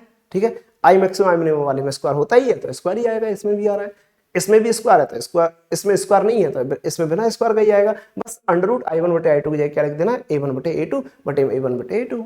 सही है जी, क्लियर है। तो मुझे लगता है ये कॉन्सेप्ट आपका क्लियर हो गया होगा। ओके, चलो इससे आगे बढ़ते हैं। इंटरफेरेंस अपना खत्म हो चुका है, ठीक है। इंटरफेरेंस में जितना भी मैंने आपको बताया था, ठीक है, वो पूरा जो है इंटरफेरेंस की कहानी, इंटरफेरेंस के सारे सवाल आपके यहाँ से हो जाएंगे। तो आपको कुछ बातें ही ये काफी इंपोर्टेंट रिलेशन है, ये आपको जरूर से जरूर याद रखना है। ये वाली स्लाइड काफी इंपोर्टेंट है, ठीक है। आगे बात करते हैं, देखिए अब देखो तरंगों के अध्यारोपण का एक अगला जो परिणाम है, तरंगों के अध्यारोपण का एक परिणाम तो व्यतिकरण हो गया, एक अप्रगामी तरंग हो गई, अगला है बीड्स। बीड्स मतलब विस्पंद, ठीक है। तो विस्पंद कैसे आएगा, ठीक है, विस्पंद का क्या करेंगे, विस्पंद अगर हम बात करें विस्पंद की, विस्पंद बीड्स, देखो विस्पंद का मतलब सबसे सिंपल बात तो ये क्लियर होनी चाहिए बच्चों की कि भाई ये जो विस्पंद लिखा हुआ है, ये जो वर्ड विस्पंद है आया है यहाँ पर, ये जो वर्ड विस्पंद है, इस विस्पंद का मतलब क्या है, ठीक है। सबसे पहली बात तो ये क्लियर होनी चाहिए कि ये विस्पंद का जो मतलब है, मीनिंग है, वो क्या है। विस्पंद का मतलब क्या होता है, देखो विस्पंद का मतलब होता है उतार चढ़ाव, लाउडनेस आना या फेंट वॉइस सुनाई देना, ठीक है। तो उतार चढ़ाव अगर आपको कहीं सुनाई दे रहे हैं तो वहां पे आपको विस्पंद सुनाई देगा। क्या सुनाई देगा, विस्पंद। तो विस्पंद का मतलब होता है उतार चढ़ाव, ठीक है।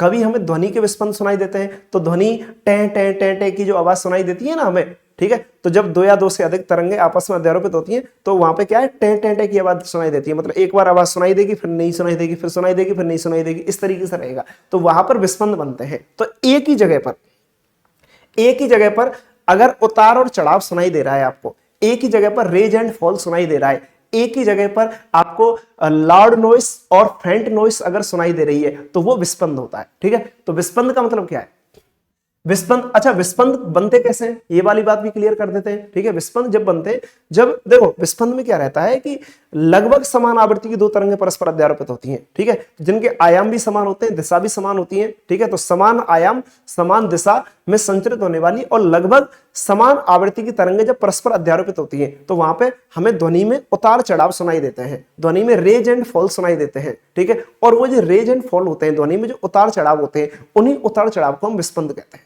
ठीक है। तो सुनना भाई, सबसे पहली बात ये आती है कि विस्पंद जब निर्माण होगा विस्पंद का, तो विस्पंद अगर कहीं पर भी बनेंगे तो विस्पंद बनते कौन कौन सी तरंग से है। तो देखो समान दिशा में, समान आयाम की और लगभग समान आवृत्ति की, समान दिशा में सेम डायरेक्शन, समान आयाम की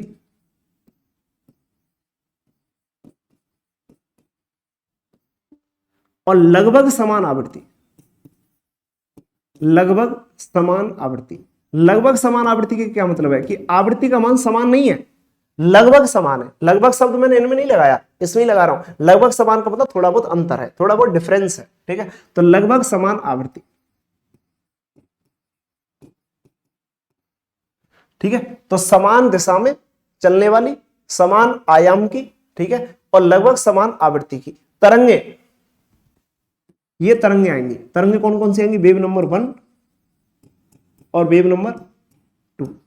तो जब ये तरंगे आपस में अध्यारोपित होती हैं, वेव नंबर 1 और वेव नंबर 2, दोनों तरंगों में क्या विशेषता है? समान दिशा में चलेंगी, समान आयाम की होंगी। समान दिशा का मतलब सेम डायरेक्शन ऑफ प्रोपगेशन, ठीक है, ये जरूर ध्यान रखना। ये होता है same direction of propagation, same direction of propagation, same amplitude, same amplitude. यहां पर एम्पलीट्यूड का वैल्यू जो रहेगा वो सेम रहेगा, सेम एम्पलीट्यूड और लगभग समान आवृत्ति, ठीक है। तो लगभग समान आवृत्ति का मतलब लगभग, लगभग मतलब अप्रोक्सीमेट, अप्रोक्सीमेट इक्वल फ्रीक्वेंसी, ठीक है। तो लगभग समान आवृत्ति की अगर तरंगे परस्पर अध्यारोपित होती हैं तो कितनी तरंगे लेनी है? Wave number 1, wave number 2। तो जब परस्पर अध्यारोपित होंगी तो इनके अध्यारोपण के फलस्वरूप, इनके अध्यारोपण के फलस्वरूप जो नई तरंग बनेगी, ठीक है, तो इनके अध्यारोपण के फलस्वरूप जो नई तरंग बनेगी, उस नई तरंग में हमें उतार चढ़ाव सुनाई देते हैं। इनके अध्यारोपण के फलस्वरूप जो न्यू वेव बनती है, न्यू वेव, नई तरंग जो बनेगी, वो उस नई तरंग में, उस नई तरंग में, न्यू वेव में जो हमें उतार चढ़ाव सुनाई देते हैं, उतार चढ़ाव, रेज एंड फॉल, नई तरंग में जो हमें उतार चढ़ाव सुनाई देते हैं, उतार चढ़ाव, या हम कह सकते हैं raise and fall, raise and fall जो हमें सुनाई देते हैं, उन रेज और फॉल को ही विस्पंद बोलते हैं। ये जो रेज एंड फॉल हमको सुनाई देंगे, इन रेज और फॉल को ही, इन उतार और चढ़ाव को ही विस्पंद कहते हैं। यही क्या है अपना? विस्पंद है या फिर बीट है। ये विस्पंद होता है या इसी को हम बोलते हैं बीट्स। तो ये बीट्स होते हैं। तो बीट्स का मतलब क्या है? ध्वनि में होने वाले उतार चढ़ाव, ध्वनि में होने वाले उतार चढ़ाव। और ध्वनि में उतार चढ़ाव कब सुनाई देते हैं? जब दो तरंगे जिनके आयाम समान हो, जिनकी दिशा समान हो और जिनकी आवृत्ति लगभग समान हो। आवृत्ति लगभग समान हो का मतलब एग्जैक्ट समान नहीं हो, लगभग समान हो। मतलब ओमेगा 1 ओमेगा 2 के बराबर नहीं है, F1 F2 के बराबर नहीं है, लेकिन थोड़ी बहुत डिफरेंस है इनके बीच में। थोड़ा बहुत क्या है? डिफरेंस है। एग्जैक्ट बराबर नहीं है, एग्जैक्टली इक्वल नहीं है। मतलब पहली आवृत्ति है, जैसे पहली आवृत्ति आपने F1 लिखी तो वह F1 जो है वो दूसरी आवृत्ति F2 के बराबर नहीं है, या कोणीय आवृत्ति ओमेगा 1 ओमेगा 2 के बराबर नहीं है, ठीक है। उनमें थोड़ा बहुत डिफरेंस है, ठीक है, लेकिन आयाम बिल्कुल समान है। आयाम बिल्कुल समान है। A1 बराबर क्या है? A2 है। तरंग संचरण की दिशा भी बराबर है, तरंग संचरण की दिशा भी बराबर है। तो यदि ये तरंगे आपस में अध्यारोपित होती हैं, ये क्या हो रहा है? वेव 1 प्लस वेव 2 मतलब अध्यारोपण हो रहा है। तो इनके अध्यारोपण के फलस्वरूप जो नई तरंग मिलेगी, उस नई तरंग में जो उतार चढ़ाव होते हैं, उन उतार चढ़ाव हमें सुनाई देते हैं, वो विस्पंद के रूप में सुनाई देते हैं। उन्हीं को हम विस्पंद बोलते हैं, उन्हीं को हम बीट्स बोलते हैं। क्लियर है? तो बीट्स का मतलब आप लोगों का क्लियर हो गया होगा कि जब समान दिशा में, समान आयाम की और लगभग समान आवृत्ति की तरंगें किसी एक बिंदु पर परस्पर अध्यारोपित होती हैं, तो उस बिंदु पर, किसी एक बिंदु पर, यहां एक बात जरूर है कि किसी एक बिंदु पर ही आएगा ये वाला बात, अलग अलग बिंदु पर नहीं आएगा। एक निश्चित बिंदु पर, एक ही बिंदु पर, एक ही पॉइंट पर, तो एक ही बिंदु पर हमें ध्वनि के उतार और चढ़ाव सुनाई देते हैं। एक ही बिंदु पर ध्वनि के उतार और चढ़ाव सुनाई देते हैं। उन उतार चढ़ाव को ही, उन रेज एंड फॉल को ही, उन लाउडनेस एंड फेंट वॉइस, लाउड वॉइस और फेंट वॉइस को ही हम विस्पंद कहते हैं। क्लियर है? क्या कहते हैं? विस्पंद कहते हैं। तो ये विस्पंद की डेफिनेशन है, ये डेफिनेशन आपकी क्लियर होनी चाहिए। ओके, तो विस्पंद का निर्माण किसके द्वारा होता है? समान दिशा में, समान आयाम की और लगभग समान आवृत्ति की तरंगों के अध्यारोपण के फलस्वरूप विस्पंद बनते हैं। और विस्पंद में क्या होता है? ध्वनि के उतार चढ़ाव सुनाई देते हैं और एक ही बिंदु पर सुनाई देते हैं, एक ही बिंदु पर सुनाई देते हैं। क्लियर है? देखो, विस्पंद को अगर हम इस तरीके गणितीय रूप में अगर दिखाएं तो कैसे दिखाएंगे? जैसे मान लो हमारे पास कोई भी एक तरंग है, जैसे हमारे पास कोई भी एक तरंग है, कोई भी तरंग को कैसे लिखा जाता है, जो प्रोग्रेसिव वेव होती है, प्रोग्रेसिव वेव को कैसे लिखा जाता है, y बराबर a sine omega T minus के एक्स। अब हम एक बिंदु फिक्स कर लेते हैं, एक बिंदु मतलब मूल बिंदु ले लेते हैं, ठीक है, एक बिंदु तो एक बिंदु ले लेते हैं x बराबर 0। तो बताइए, एक बिंदु अगर हमने x बराबर 0 लिख लिया, तो x बराबर 0 पर अगर दो तरंगे बनाए, x बराबर 0 पर दो तरंगे, एक तरंग क्या बन रही है, वेव नंबर 1, वेव नंबर 1, तो वेव नंबर 1 क्या बन जाएगी, y1 बराबर क्या आ जाएगा, आयाम का मान समान है तो ये हो जाएगा a, और यहां पे आ जाएगा साइन, और यहां पे आ जाएगा omega 1t, omega 1t, omega 1t आ जाएगा, ठीक है। और y2 बराबर वेव नंबर 2, वेव नंबर 2, तो यहां पे क्या आ जाएगा, y2 बराबर क्या लिखा जाएगा, a साइन, और यहां पे क्या आएगा, ओमेगा 2t, ये आ जाएगा ओमेगा 2t। अब ये दोनों तरंगे जब आपस में अध्यारोपित होंगी तो ये यहाँ पे आएगा y1 प्लस y2, तो y1 प्लस y2 जब लिखा जाएगा तो y बराबर क्या लिखा जाएगा, y1 प्लस y2, तो y1 प्लस y2 अगर आप लिखोगे तो ये आपका बन जाएगा a, और यहां पे आएगा, ये हो जाएगा a, और यहां पे a कॉमन आ गया तो ये अंदर क्या लिखा जाएगा, अंदर लिखा जाएगा sine omega 1t plus sine omega 2t, ये आ जाएगा साइन ओमेगा 1t और साइन ओमेगा 2t। अब यहां से ये हो जाएगा sine c plus sine d, इसको अगर खोलोगे तो y बराबर क्या आ जाएगा, y बराबर आ जाएगा 2 साइन c प्लस डी बटे 2 into sine into cos c minus D बटे 2, तो ये लिखा जाएगा 2 इंटू में आएगा a cos c minus D बटे 2, तो ये लिखा जाएगा कॉस, और यहां पे आएगा c minus T omega 1 minus omega 2 into में t बटे में क्या आएगा, 2 आएगा, ठीक है, बटे में 2 आ जाएगा, और इंटू में क्या आएगा, साइन c प्लस डी बटे 2, तो ये हो जाएगा ओमेगा 1 प्लस ओमेगा 2 इंटू में क्या आएगा t, और बटे में क्या आ जाएगा, 2 आ जाएगा। इस तरीके से लिखा जाएगा, तो ये आपकी परिणामी तरंग बन जाएगी, ये क्या बन जाएगी, परिणामी तरंग। तो आपकी जो जब भी विस्पंद बनते हैं ना, तो विस्पंद में जो परिणामी तरंग का समीकरण आता है, विस्पंद में जो परिणामी तरंग का समीकरण आता है वो इस तरीके से आता है, y बराबर 2a into cos omega 1 minus omega 2 upon t into t, और sine omega 1 plus omega 2 into t, इस तरीके से आता है। अब इसको अगर f के पदों में लिखा जाए, अगर इसको f के पदों में लिखा जाए तो इसको ऐसे भी लिख सकते हैं भाई, y बराबर क्या लिखा जाएगा, y बराबर आ जाएगा,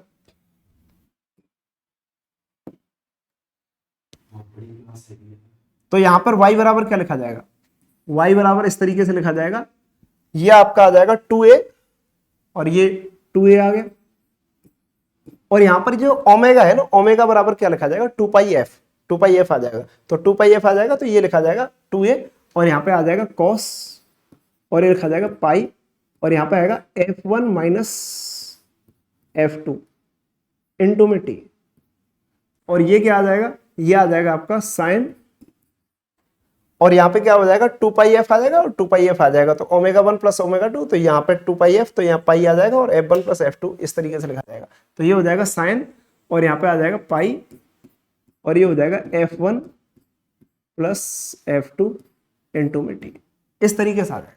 तो ये आपका तरंग का समीकरण बनेगा, तो ये आपका तरंग का समीकरण f के पदों में आ जाएगा, f1 f2 के पदों में, इस तरीके से लिख सकते हैं इसको, ठीक है जी। तो ये क्या आता है, ये आपका विस्पंद वाली जो तरंग बनती है ना, तो विस्पंद वाली तरंग का समीकरण इस तरीके से लिखा जाता है। अब यहाँ पे बताया आपको, यहाँ पर क्या होता है कि यहाँ पर जो विस्पंद की जो यहाँ पे विस्पंद बनेगा, तो विस्पंद की जो तरंग है वो कैसी दिखाई देगी, वो आपकी बात करते हैं। तो देखो ये जो विस्पंद की तरंग आपको यहाँ पे बन रही है ना, ये जो आपको दिख रही है, ये विस्पंद की जो तरंग आपको दिख रही है, ये विस्पंद की तरंग का क्या है, आयाम है। ये क्या है, विस्पंद की तरंग का आयाम है। तो ये विस्पंद की तरंग का जो आयाम है ना, वो टाइम के साथ चेंज हो रहा है। किसके साथ चेंज हो रहा है, टाइम के साथ। तो टाइम के साथ विस्पंद की तरंग का जो आयाम है वो चेंज होता है, और ये परिणामी तरंग को इस तरीके से रिप्रेजेंट किया जाता है। तो यहाँ पे क्या रहेगा, ये आयाम जो होगा वो इस तरीके से चेंज होगा। इस आयाम में जो बदलाव होते हैं, जो उतार चढ़ाव होते हैं, उन्हीं की वजह से हमें टें टें टें की ध्वनि सुनाई देती है, विस्पंद आपको सुनाई देते हैं। ठीक है, देखिए किस तरीके से आएगा। जैसे मान लो हम एक एग्जाम्पल से समझते हैं कि जैसे F1 ये क्या है, ये इसका आयाम है, ये विस्पंद वाली तरंग का आयाम एनवलप है, तो ये आयाम हो गया, एम्पलीट्यूड आ जाएगा। ठीक है, तो अब देखो इसको ऐसे समझ लो आप कि जैसे मान लो आपके पास क्या है, एक तरंग इस तरीके से है, एक तरंग इस तरीके से हो गई था, ये ऐसे करके एक तरंग है, और ये आपकी F1 हो गया। ठीक है, F1 ले लेते हैं, और ये एक दूसरी तरंग है, और ये दूसरी तरंग हो गई, इस तरीके से हो गई सब, इसकी आवृत्ति हम F2 ले लेते हैं। अब इन दोनों तरंगों का आपने अध्यारोपण कर दिया, ये दोनों तरंगें समान दिशा में जा रही है, तो अब क्या होगा कि जो परिणामी तरंग आएगी ना, परिणामी तरंग वो इस तरीके से दिखेगी। देखो परिणामी जो तरंग आएगी वो आपकी इस तरीके से, इस फॉर्मेट में आपको दिखाई देगी, ऐसे करके परिणामी तरंग जो आएगी वो इस फॉर्मेट में आपको दिखाई देगी। कौन से फॉर्मेट दिखाई देगी, इस तरीके दिखाई देगी। देखो इसका आयाम एक बार ऐसे बढ़ेगा, फिर यहाँ पे मैक्सिमम हो जाएगा, फिर ये डाउन होगा, फिर डाउन होगा, फिर यहाँ पे जीरो आ जाएगा, फिर ये बढ़ने लगेगा, फिर ये बढ़ने लगेगा, और फिर ये यहाँ पे मैक्सिमम हो जाएगा। ठीक है, और फिर ये डाउन होगा, और फिर ये डाउन होगा, और डाउन होता होता यहाँ पे जीरो पे आ जाएगा। इस तरीके से, इस तरीके से आपको बनेगा। तो यहाँ पर क्या होगा कि यदि इसको देखा जाए ना, इन दोनों को अगर जोड़ा जाए तो इनकी जो परिणामी तरंग बनेगी वो इस तरीके से बनेगी। तो ये क्या होता है कि इसके आयाम को अगर आप देखोगे, इसके आयाम को देखो जी, इसके आयाम को देखोगे तो इसका आयाम जो है ना वो देखो ऐसे यहाँ पे ऐसे बढ़ रहा है, फिर ये आयाम जीरो हो गया, फिर यहाँ पे फिर ऐसे बढ़ने लग गया, फिर आपका आयाम जीरो हो गया। ठीक है, और ऐसे नीचे की साइड में देखो इस तरीके से आपका जाएगा। तो ये जो इस तरीके का फॉर्मेट आपको दिखाई देगा। इस फॉर्मेट में यहां पर क्या होगा, ये वाला जो बिंदु होगा, इस वाले बिंदु पर आपको अधिकतम आयाम हो गया, आयाम का मान अधिकतम हो गया, तो यहां पर आपको लाउड वॉइस सुनाई देगी, लाउड वॉइस सुनाई देगी। और यहां पर आपको इस वाले पॉइंट पर फेंट वॉइस सुनाई देगी। फेंट, फेंट का मतलब होता है धीमी आवाज, तो यहाँ पे फेंट वॉइस मतलब मंद मंद ध्वनि सुनाई देगी। और लाउड, लाउड का मतलब क्या हो गया, तीव्र आवाज, तो यहाँ पे तीव्र आवाज सुनाई देगी आपको इस वाले पॉइंट पे, तो यहाँ पे तीव्र आवाज सुनाई देगी। ऐसे ये वाला जो पॉइंट होगा ना, यहां पर भी आपको लाउड वॉइस सुनाई देगी, लाउड इस वाले पॉइंट पर। और यहां पर आपको क्या सुनाई देगी, यहाँ पर आपको फेंट आवाज सुनाई देगी। ये इस तरीके से फेंट वॉइस, फेंट वॉइस का मतलब मंद आवाज सुनाई देगी। ऐसे यहां पर भी मंद आवाज सुनाई देगी इस वाले पॉइंट पर। ठीक है, यहाँ पे मंद आवाज सुनाई देगी। तो इस तरीके से आप क्या क्या कह रहे हो, आपको मंद सुनाई दे रहा है, मतलब मंद फिर हाई, फिर मंद फिर हाई, फिर मंद फिर हाई, मतलब आप ऐसे कह सकते हो पहले फेंट फिर लाउड, फिर फेंट फिर लाउड, फिर फेंट फिर लाउड। तो फेंट और लाउड, फेंट और लाउड वॉइस आपको लगातार सुनाई देंगी। तो यही आपका विस्पंद होता है। तो ये आपके विस्पंद बन गए। तो यहाँ पे क्या होता है, इस वाली जगह से देखिए, इस वाली जगह से ये वाली जो जगह है ना लाउड वाली, ये लाउड वाली जगह हो गई और ये लाउड वाली जगह हो गई। तो एक लाउड से दूसरे लाउड तक जो टाइम लगता है ना, इस वाले टाइम को हम विस्पंद काल कहते हैं। एक लाउड से दूसरे लाउड तक जाने में जितना टाइम लगता है, इस टाइम को ही हम क्या कहते हैं, विस्पंद काल बोला जाता है। यहां से यहां तक, यहां से यहां तक जो टाइम लगता है इसको विस्पंद काल बोलते हैं। इसको टीबी से रिप्रेजेंट करते हैं, विस्पंद काल। ठीक है, बीट टाइम, ये बीट टाइम होता है। और यहां पर लाउड से लेकर के फेंट तक जाने में जितना टाइम लगता है, लाउड से लेकर फेंट तक, मतलब अधिकतम तीव्रता से और न्यूनतम तीव्रता तक जाने में जो टाइम लगता है, इसको आपको फेंट, ये आपका बीट टाइम का आधा होता है। इसको टीबी बटे 2 से रिप्रेजेंट करते हैं। ठीक है, तो आपको ध्यान रखना है कि अधिकतम तीव्रता से अधिकतम तीव्रता तक जाने में जितना टाइम लगेगा उसको आपको बीट टाइम कहते हैं। तो ये बीट, ये एक बीट बनता है यहां से लाउड तक जाने में। ठीक है, तो इसमें ये चढ़ाव हो गया, फिर ये उतार हो गया, फिर चढ़ाव आ जाएगा, फिर उतार आएगा। तो इस तरीके लगातार चढ़ाव उतार, उतार चढ़ाव, उतार चढ़ाव आते जाते हैं। तो इसी को हम बीट कहते हैं। ठीक है, तो इसमें क्या रहेगा, एक लाउड से दूसरे लाउड तक जाने में जो टाइम लगेगा उसको टीबी कहेंगे, उसको बीट टाइम कहेंगे। और यहां पर अधिकतम तीव्रता से न्यूनतम तीव्रता, मतलब लाउड से फेंट तक जाने में जो टाइम लगेगा उसको टीबी बटे 2 कहेंगे, उसको कहेंगे बीट टाइम का आधा। ठीक है, हाफ बीट टाइम। तो इसको हाफ बीट टाइम कहेंगे, इसको बीट टाइम कहेंगे। और बीट टाइम का जो रिवर्स होता है, बीट टाइम का जो उल्टा होता है, उसी को बीट फ्रीक्वेंसी बोला जाएगा। ठीक है, तो यहां पर एक बात ध्यान रखनी है, यहां पर क्या रहेगा, यहां पर बीट फ्रीक्वेंसी जो आएगी ना, बीट फ्रीक्वेंसी, बीट फ्रीक्वेंसी, तो यहां पर जो बीट फ्रीक्वेंसी आएगी, या फिर यहां पे हम कह सकते हैं ये आपकी विस्पंद आवृत्ति जो आएगी। बीट फ्रीक्वेंसी का मतलब होता है विस्पंद आवृत्ति।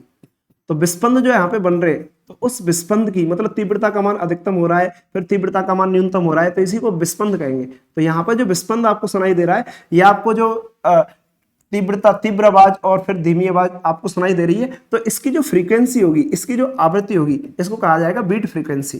तो ये जो बीट फ्रीक्वेंसी आएगी या आपकी आप विस्पंद आवृत्ति आएगी, तो विस्पंद आवृत्ति जो आएगी ना, इसी को हम कहते हैं, ये आपकी लिखी जाती है F1 - F2।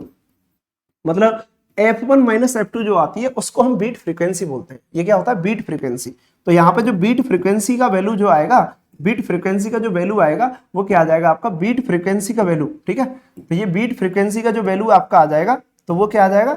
बीट फ्रीक्वेंसी का वैल्यू आएगा आपका F1 minus F2। Beat frequency का वैल्यू क्या आएगा? F1 minus F2। तो ये F1 minus F2 beat frequency आ जाएगा। इसमें बीट टाइम क्या आएगा?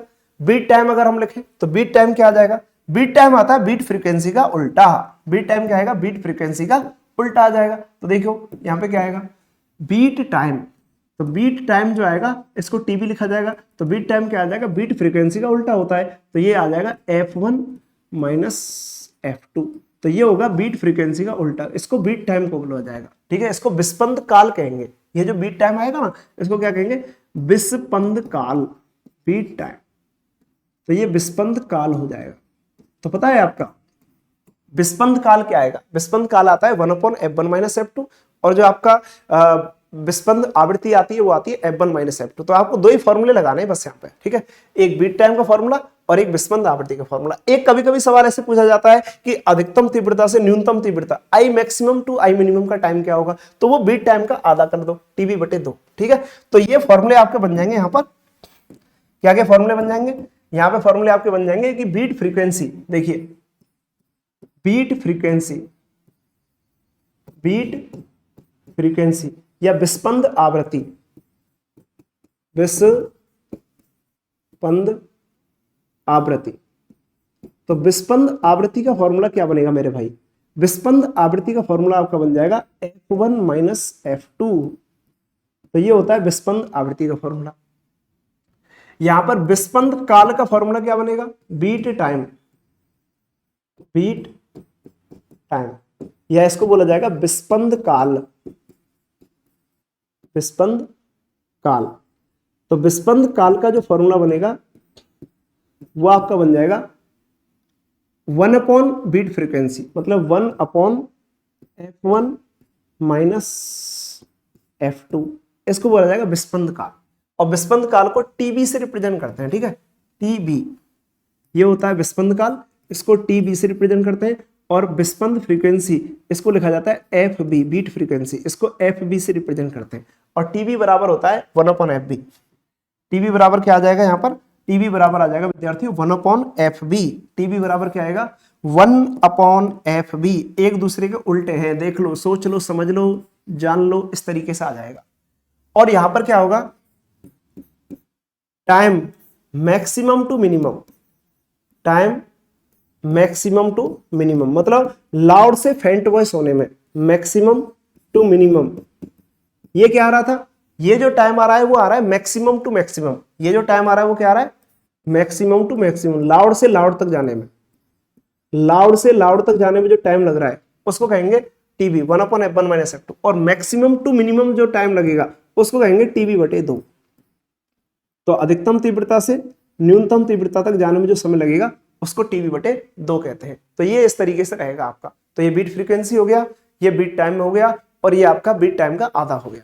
ठीक है, इसमें मैक्सिमम टू मिनिमम जाएगा, इसमें मैक्सिमम टू मैक्सिमम जाएगा, और ये बीट फ्रीक्वेंसी का मतलब ये होता है। ठीक है, अब देखो जो आपकी यहाँ पे जो परिणामी तरंग बन रही है ना, ये जो परिणामी तरंग आपकी बन रही है, यहाँ पर क्या है? ये जो परिणामी तरंग इस तरीके बन रही है, इन दोनों का अध्यारोपण हुआ F1 और F2 वाली का, इन दोनों का अध्यारोपण होकर के ये परिणामी तरंग बन रही है। तो ये जो परिणामी तरंग बनेगी, इस परिणामी तरंग की जो आवृत्ति होगी, इस परिणामी तरंग की जो आवृत्ति होगी वो होगी F1 प्लस F2/2। ये आपको ध्यान रखना है। तो ये जो परिणामी तरंग यहाँ पे बनेगी, इस परिणामी तरंग की जो आवृत्ति होगी वो आएगी F1 प्लस F2/2। तो ये भी लिख देते हैं कि परिणामी तरंग की आवृत्ति क्या आएगी? परिणामी तरंग की आवृत्ति, रिजल्टेंट वेव की फ्रीक्वेंसी, परिणामी तरंग की आवृत्ति। तो इसमें परिणामी तरंग की जो आवृत्ति का फॉर्मूला बनता है, ठीक है, वो आता है F1 प्लस F2/2। तो परिणामी तरंग की आवृत्ति का फॉर्मूला ये बनेगा। ठीक है, तो this is the frequency of resultant wave, frequency of resultant wave. Okay, तो फ्रीक्वेंसी ऑफ रिजल्टेंट वेव जो आएगा वो ये आ जाएगा।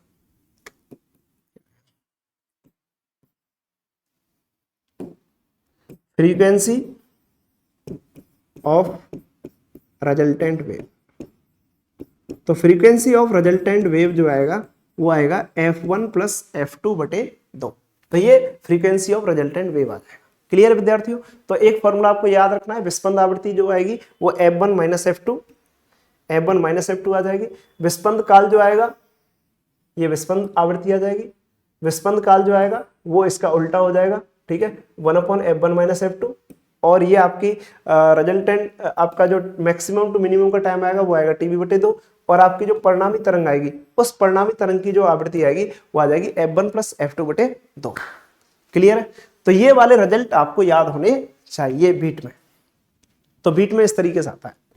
अब बीट में एक सवाल यहाँ पर ट्यूनिंग फोर्क से रिलेटेड आता है कि जो आपका ट्यूनिंग फोर्क होता है, जो स्वरित्र होता है, ठीक है, तो स्वरित्र से रिलेटेड यहाँ पे सवाल काफी पूछे जाते हैं। तो बीट का सवाल कैसे आएगा वो मैं आपको बता रहा हूँ, ठीक है। तो बीट का मतलब मैंने आपको बता दिया कि इस तरीके से बीट का मतलब ये होता है कि आपका विस्पंद का मतलब ये होगा, ये आपका क्लियर है, एक ही जगह पर, एक ही बिंदु पर उतार चढ़ाव जो सुनाई देते हैं, मतलब वो आपके उतार चढ़ाव जो होंगे, जो मैक्सिमम मिनिमम बनेंगे, ठीक है, वही आपके बीट होंगे, ठीक है जी।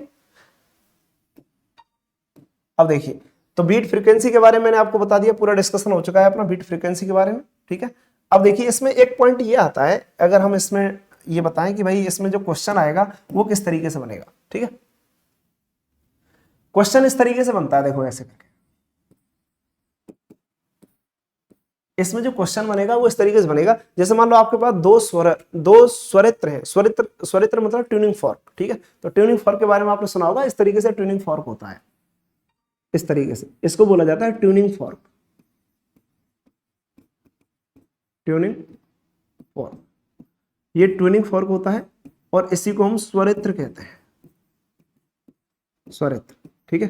तो आपने एक्सपेरिमेंट वगैरह किए होंगे तो आपको पता होगा कि ये स्वरित्र होता है और स्वरित्र को इस तरीके से रबड़ के पट्टे पर मारा जाता है, तो वहां से ये कंपन करती हैं, इसकी जो टांगे होती है ना, इनको ये वाली जो टांगे होती हैं इनको प्रोंग बोला जाता है, और ये प्रोंग जो होती है ना वो कंपन करती है, और ये कंपन करती है तो इससे तरंगें उत्पन्न होती हैं, इससे अनुप्रस्थ तरंगें आएंगी, ठीक है। ये ऐसे वाइब्रेट करता है, ऐसे इस जगह पे ऐसे करके यहाँ पे वाइब्रेट करेगा, ये भी इस तरीके से वाइब्रेट करेगा, अपनी जगह पे ऐसे वाइब्रेट करेगा, तो वाइब्रेट करेगा तो यहाँ से तरंगें उत्पन्न होंगी, ठीक है। तो उन तरंगों, ऐसे हमने दो स्वरित्र ले लिए, ठीक है। तो एक से तरंग उत्पन्न होगी, उसकी कुछ आवृत्ति होगी, दूसरे से उत्पन्न होगी, दूसरा स्वरित्र होगा, उसकी कुछ आवृत्ति होगी, ठीक है। तो वो दोनों की आवृत्ति दे रखी है, ठीक है। तो इसमें क्वेश्चन इस तरीके से आएगा,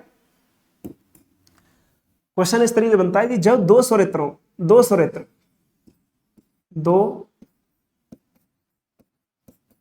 हैं, दो आपने स्वरित्र ले लिए, ठीक है, दो स्वरित्र जिनकी आवृत्तियां, स्वरित्र का मतलब ट्यूनिंग फॉर्क, दो स्वरित्र जिनकी आवृत्ति या जिनकी फ्रीक्वेंसी क्रमशः 250 हर्ट्ज, 256 हर्ट्ज है, ठीक है। दो स्वरित्र हैं जिनकी आवृत्तियां 250 हर्ट्ज और 256 हर्ट्ज, इनको एक साथ बजाया जाता है, इनको एक साथ बजाने पर, इनको एक साथ बजाने पर प्रति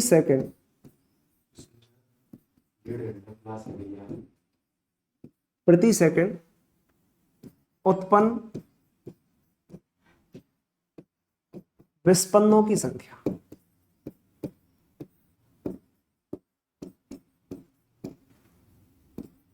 प्रति सेकंड उत्पन्न विस्पंदों की संख्या ज्ञात कर। अगर इस तरीके का कोई सवाल आता है कि आपके पास दो ट्यूनिंग फॉर्क हैं और दो ट्यूनिंग फॉर्क हैं, उनको आप एक साथ बजाते हो, तो आपसे पूछा जाएगा प्रति सेकंड उत्पन्न होने वाले विस्पंदों की संख्या ज्ञात करो। तो देखो ये जो यहां पे मैंने लिखा है ना, प्रति सेकंड उत्पन्न होने वाले विस्पंदों की संख्या ज्ञात करो, प्रति सेकंड उत्पन्न होने वाले विस्पंदों की संख्या ज्ञात करो, मतलब नंबर ऑफ बीट्स पर सेकंड आपको निकालना है। नंबर ऑफ बीट्स पर सेकंड को ही बोला जाता है बीट फ्रीक्वेंसी, ठीक है, ये जरूर ध्यान रखना। नंबर ऑफ बीट्स पर सेकंड, नंबर ऑफ बीट्स पर सेकंड, प्रति सेकंड उत्पन्न होने वाले विस्पंदनों की संख्या, इसी को बोला जाता है बीट फ्रीक्वेंसी। इसी को क्या बोला जाता है? बीट फ्रीक्वेंसी बोला जाता है। ये क्लियर होना चाहिए आपको कि बीट फ्रीक्वेंसी का मतलब क्या होता है? प्रति सेकंड उत्पन्न होने वाले विस्पंदनों की संख्या। ये आपसे पूछा गया है, तो बताइए इसका आंसर क्या आ जाएगा? प्रति सेकंड उत्पन्न होने वाले विस्पंदनों की संख्या मतलब बीट फ्रीक्वेंसी। तो बीट फ्रीक्वेंसी बराबर क्या आएगा? F1 minus F2। तो F1 कितना है? 256, F2 कितना है? 250। दोनों को आपस में घटा लो तो ये हो जाएगा, बड़ी वाली में से छोटी वाली घटाते हैं तो 256 माइनस 250, इसका मतलब आ जाएगा 6। तो ये बीट फ्रीक्वेंसी आ गया। तो बीट फ्रीक्वेंसी का मान कितना आ गया? 6 आ गया। तो इसका मतलब हो गया 6 बीट्स पर सेकेंड। 6 बीट्स पर सेकेंड। तो ये आपका आंसर आ गया। तो ये इस तरीके से आ जाएगा 6 बीट्स पर सेकेंड। तो साहब बीट फ्रीक्वेंसी का मतलब तो हमें समझ में आ गया, 6 बीट पर सेकेंड आ गया। ठीक है, तो ये बीट फ्रीक्वेंसी होता है। अब देखो इसका मतलब क्या है? इसका मतलब ये है कि आपको 1 सेकंड में 6 बीट सुनाई देंगे। 1 सेकंड में 6 बीट सुनाई देंगे। इसका क्या मतलब है सर? 1 सेकंड में 6 बीट सुनाई देंगे। 1 सेकंड में 6 बीट सुनने का मतलब है कि 6 बार मैक्सिमम होगा। 6 बार 6 बीट अगर सुनाई दे रहे हैं ना, तो 6 बार आपको मैक्सिमम सुनाई देगा। 6 बार आपको उतार चढ़ाव सुनाई देंगे। ठीक है, तो 6 बार मैक्सिमम बनेगा। ठीक है, इसका मतलब यह है कि अगर मान लो आपने t बराबर 0 से स्टार्ट किया, इसका मतलब क्या है? 6 बीट पर सेकंड, ये जो आपको सुनाई दे रहा है ना 6 बीट पर सेकंड, इसका मतलब क्या है? इसका मतलब क्या है? सब 6 बीट पर सेकंड सुनाई दे रहे हैं, तो 6 बीट पर सेकंड का मतलब क्या है? इसका मतलब यह है कि जैसे मान लो आपने स्टार्ट किया t बराबर 0 से, t बराबर 0 से स्टार्ट किया, तो t बराबर 0 से स्टार्ट किया तो 1/6 सेकंड, मतलब t बराबर 1/6 पर आपको एक मैक्सिमम सुनाई देगा। फिर t बराबर 2/6 पर आपको अगला मैक्सिमम सुनाई देगा। फिर 3/6 पर आपको अगला मैक्सिमम सुनाई देगा। फिर 4/6 पर आपको अगला मैक्सिमम सुनाई देगा। फिर 5/6 पर आपको अगला मैक्सिमम सुनाई देगा। और फिर 6/6 पर आपको अगला मैक्सिमम सुनाई देगा। और 6/6 का मतलब हो जाएगा एक। तो आपको इस तरीके से कह दोगे कि एक मैक्सिमम यहां पे आ जाएगा इस जगह पर, एक मैक्सिमम आपको इस जगह पे सुनाई देगा, एक मैक्सिमम आपको इस जगह पे सुनाई देगा, एक मैक्सिमम आपको इस जगह पे सुनाई देगा, एक मैक्सिमम यहां पे सुनाई देगा और एक मैक्सिमम यहां पे सुनाई देगा, और यही आपका 1 हो जाएगा। ठीक है, तो इसका मतलब 0 से लेकर के 1 सेकंड तक, तो 0 से लेकर 1 सेकंड तक कितना हो गया? 1 सेकंड। तो 1 सेकंड में यहां मैक्सिमम आ रहा है, यहां मैक्सिमम आ रहा है, यहां मैक्सिमम आ रहा है, यहां मैक्सिमम आ रहा है, यहां मैक्सिमम आ रहा है, यहां मैक्सिमम आ रहा है। तो मैक्सिमम के बीच में क्या आएगा? मिनिमम। मैक्सिमम के बीच में क्या आएगा? मिनिमम आएगा। उससे कोई दिक्कत नहीं है, तो आपका बीट बन जाएगा। ठीक है, तो बीट में क्या होता है? उतार चढ़ाव, रेज एंड फॉल। तो मैक्सिमम मिनिमम। ठीक है, तो यहां पर t बराबर 0 से लेकर के t बराबर 1 सेकंड के बीच में जितना भी समय अंतराल आएगा, उस समय अंतराल में हमें 6 मैक्सिमम सुनाई देंगे, जिनकी टाइमिंग भी पता होगी हमें कि भाई 1/6 सेकंड पे एक मैक्सिमम आएगा, 2/6 सेकंड पे अगला आएगा, 3/6 सेकंड पे अगला आएगा, 4/6 सेकंड पे अगला आएगा, 5/6 सेकंड पे अगला आएगा, और 6/6 सेकंड मतलब 1 सेकंड पे फिर अगला आ जाएगा। तो इस तरीके से आपको 1 2 3 4 5 6, तो 6 मैक्सिमम सुनाई देंगे। तो ये आपके मैक्सिमम बनेंगे। ये क्या बनेंगे? मैक्सिमा। और मैक्सिमा के बीच में क्या आएगा? मिनिमा आएगा। तो ये आपको मैक्सिमा सुनाई देंगे। ये आपका मैक्सिमा बनेगा, यहां पर भी आपका मैक्सिमा बनेगा, यहां पर भी आपका मैक्सिमा बनेगा, यहां पर भी आपका मैक्सिमा बनेगा, इस तरीके से। तो आप कह सकते हो तो 1/6 सेकंड पे, 2/6 सेकंड पे, 3/6 सेकंड पे, 4/6 सेकंड पे, 5/6 सेकंड पे, 6/6 सेकंड पे, इस तरीके से मैक्सिमम सुनाई देंगे। इसका मतलब होता है बीट। ठीक है, तो 6 बीट पर सेकंड बीट फ्रीक्वेंसी का मतलब रियल में ये है। क्लियर है? इस तरीके का कोई क्वेश्चन आ जाए तो आप इस तरीके से कर सकते हो। ओके जी, अब देखिए एक क्वेश्चन और लेते हैं इस पर बेस्ट।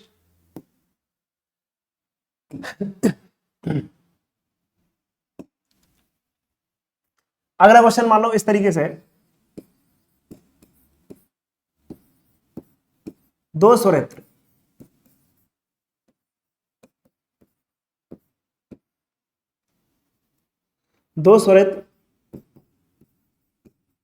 जिनकी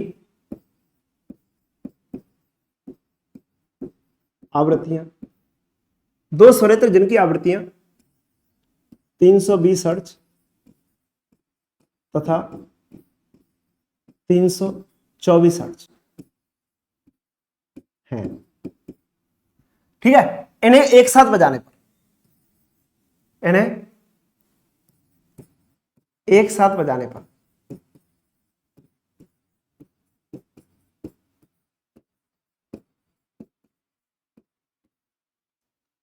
इन्हें एक साथ बजाने पर 1 मिनट में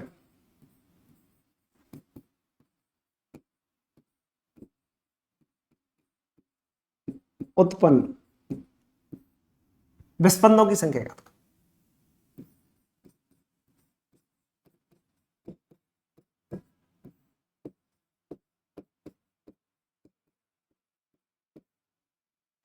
एक मिनट में उत्पन्न विस्पंदनों की संख्या ज्ञात करो। 1 मिनट में कितने विस्पंद उत्पन्न, ये आपको निकालना। 1 मिनट में उत्पन्न होने वाले विस्पंदों की संख्या आपको ज्ञात करनी है। तो बताइए यहां पर क्या देख रहे हो, यहां पर देख रहे हो साहब F1 का मान कितना दे रखा है 320 और F2 का मान कितना दे रखा है 324। तो इसका सॉल्यूशन क्या हो जाएगा, अगर आप इसका सॉल्यूशन निकालोगे तो इसका सॉल्यूशन क्या हो जाएगा साहब, यहां पे आपको निकालनी है 1 मिनट में। देखो क्वेश्चन में क्या पूछा है, 1 मिनट में उत्पन्न होने वाले विस्पंदों की संख्या ज्ञात करो। 1 मिनट में विस्पंदों की संख्या, तो विस्पंदों की संख्या का मतलब क्या होता है बीट फ्रीक्वेंसी, लेकिन वो 1 सेकंड में आता है। तो बताइए बीट फ्रीक्वेंसी अगर निकालोगे तो बीट फ्रीक्वेंसी क्या आ जाएगी, बीट फ्रीक्वेंसी आ जाएगी F1 minus F2। F1 minus F2 मतलब 324 माइनस 320, तो बीट फ्रीक्वेंसी कितना आ गया 4। तो ये हो गया 4 बीट पर सेकेंड। ये क्या आ गया 4 बीट पर सेकेंड, बीट पर सेकेंड। 1 सेकंड में सुनाई देने वाले स्पंदों की संख्या 4 आ गई। आपसे क्या पूछा है 1 मिनट में सुनाई देने वाले स्पंदों की संख्या निकालनी है। तो 1 मिनट का निकालोगे तो 60 सेकंड, 1 मिनट का मतलब 60 सेकंड में विस्पंदों की संख्या। तो 60 सेकंड में अगर आपको विस्पंदों की संख्या निकालनी है, number of beats per minute मतलब 60 सेकंड, तो 60 सेकंड में विस्पंदों की संख्या। तो 60 सेकंड में अगर विस्पंदों की संख्या निकालनी है तो भैया इसमें 60 का गुणा कर दो, तो ये हो जाएगा 60 गुणा 4, तो यहां पे आ जाएगा 240 बीट्स पर मिनट। ये आपका आंसर है बीट्स पर मिनट। तो आपको ध्यान रखना बीट फ्रीक्वेंसी जो होती है वो पर सेकंड होती है, बीट फ्रीक्वेंसी जो होती है वो पर सेकंड होती है। लेकिन आपसे क्वेश्चन क्या पूछा है बीट पर मिनट निकालो, तो बीट पर मिनट निकालना है तो आपको 60 का गुणा करना पड़ेगा बीट पर सेकंड में। तो बीट पर सेकंड में क्योंकि 1 मिनट में 60 सेकंड होती है तो इसलिए 60 का गुणा कर दोगे तो 240 बीट्स पर मिनट आ जाएगा। तो ध्यान रखना सवाल में क्या पूछा है, 1 मिनट में बीट्स की संख्या क्या है, 3 सेकंड में बीट्स की संख्या क्या है, 4 सेकंड में बीट्स की संख्या क्या है, 10 सेकंड में बीट्स की संख्या क्या है, 100 सेकंड में बीट्स की संख्या क्या है, कुछ भी पूछ सकता है। ठीक है, तो बीट फ्रीक्वेंसी का मतलब होता है 1 सेकंड में विस्पंदों की संख्या। फिर आपको देखना पड़ेगा क्वेश्चन में कितने सेकंड में पूछा है, कितने मिनट में पूछा है, कितने घंटे में पूछा है, उसका मल्टीप्लाई करना पड़ेगा सेकंड में बदल के, क्योंकि 1 मिनट में 60 सेकंड होती है, तो 60 का गुणा कर दिया तो आंसर आ गया। सही है जी, इस तरीके से। तो एक सवाल इस तरीके से आता है। अब देखिए इसमें एक ट्यूनिंग फॉर्क से रिलेटेड एक कॉन्सेप्ट और बता देते हैं आपको। ठीक है, ट्यूनिंग फॉर्क, देखो ट्यूनिंग फॉर्क से रिलेटेड 2 बातें जरूर ध्यान रखना। ट्यूनिंग फॉर्क जो होता है ना स्वरित्र, tuning fork, tuning fork, tuning fork से रिलेटेड एक कॉन्सेप्ट है, स्वरित्र से संबंधित एक कॉन्सेप्ट है जो आपके क्वेश्चन में रैंडमली जो पूछा जाएगा भाषा के रूप में, मतलब भाषा के रूप में लिखा हुआ रहेगा ट्यूनिंग फॉर्क। ट्यूनिंग फॉर्क से 2 बातें आती है, यदि इसको थोड़ा सा रेत दिया जाए, रेतने का मतलब है घिस दिया जाए। ठीक है, जैसे आपने देखा होगा गांवों में क्या होता है कि जो बर्छी कूटने वाला जो, या फिर आप ऐसे कह सकते हो ना, जो चारा काटने वाली जो मशीन होती है उसके जो गणसा होते हैं, ठीक है, उनको रेता जाता है। रेता का मतलब घिसा जाता है। ठीक है, तो ऐसे घिसने का मतलब होता है रेतना। ठीक है, तो ट्यूनिंग फॉर्क को यदि रेत दिया जाए, ठीक है, एक तो होती है रेत दिया जाए, दूसरी बात ये होती है कि अगर उनके ऊपर वैक्स लगा दी जाए, वैक्स का मतलब मोम लगा दिया जाए, तो 2 केस बनते हैं। एक तो बनता है रेत करने वाला, रेतने वाला, और रेतने वाले का मतलब होता है रेतने वाले का मतलब क्या होता है, रेतने वाले का मतलब होता है उसको फाइल करना, घिसना। ठीक है, तो यदि फाइल कर दिया जाए, यदि फाइल किया जाए, ठीक है, या घिस दिया जाए, या रेत दिया जाए, रेत दिया जाए, रेतने का मतलब भी घिसना होता है, रेत दिया जाए। ठीक है, रेत दिया जाए, इस तरीके से कुछ आ जाए, इस तरीके से कोई वर्ड आ जाए तो फ्रीक्वेंसी आपकी घटेगी, सॉरी, तो फ्रीक्वेंसी आपकी बढ़ेगी। तो आपकी आवृत्ति जो होती है ना ट्यूनिंग फॉर्क की, वो बढ़ जाती है। आवृत्ति बढ़ती कब है, जब उसको घिस दिया जाता है या फाइल कर दिया जाता है या रेत दिया जाता है, या फिर हम कह सकते हैं अनलोड कर दिया जाए, उसके वजन को थोड़ा कम कर दिया जाए। घिसने का मतलब वजन कम करना, या अनलोड कर दिया जाए, अनलोडिंग, अनलोड कर दिया जाए। तो अनलोडिंग अगर आ जाए तो इसका मतलब आवृत्ति बढ़ जाएगी। ट्यूनिंग फॉर्क में ऐसा होता है। अगर मान लो इस पे मोम लगा दिया जाए, मोम को वैक्स कहते हैं, ठीक है, तो अगर इसकी वैक्सिंग कर दी जाए, वैक्सिंग कर दी जाए, ठीक है, या फिर इसको लोडिंग कर दिया जाए, लोड कर दिया जाए मतलब इसका वजन बढ़ा दिया जाए। वैक्स लगाने का मतलब लोड बढ़ा दिया, ठीक है, या मोम लगा दिया, तो मोम लगा दिया तो क्या होगा, तो आपको ध्यान रखना है, तो इसकी आवृत्ति जो होती है वो कम हो जाती है, तो इसकी फ्रीक्वेंसी जो है वो कम हो जाती है। तो ट्यूनिंग फॉर्क में दो बातें आपको ध्यान रखनी है। ट्यूनिंग फॉर्क से रिलेटेड एक कॉन्सेप्ट आपको इतना सा याद रखना है कि भाई यदि स्वरित्र को घिस दिया जाता है या रेत लगा दिया जाता है, सभी पर्यायवाची शब्द है, ठीक है, फाइल कर दिया जाए, घिस दिया जाए, रेत लगा दिया जाए, अनलोडिंग कर दी जाए तो आवृत्ति बढ़ जाती है, ठीक है। और अगर मोम लगा दिया जाए, ठीक है, मोम का लेप कर दिया जाए, मोम का लेप, मोम का लेप कर दिया जाए, मोम का लेप कर दिया जाए, ठीक है, या वैक्सिंग कर दी जाए या लोडिंग कर दी जाए तो आवृत्ति जो है वो घट जाती है। क्लियर, इस तरीके से रहेगा, इसका जरूर ध्यान रखिएगा। ओके जी, अब देखिए इससे आगे बात करते हैं। अगर मान लो एक क्वेश्चन इस तरीके से आता है, एक क्वेश्चन इस तरीके से आता है, एक स्वरित्र,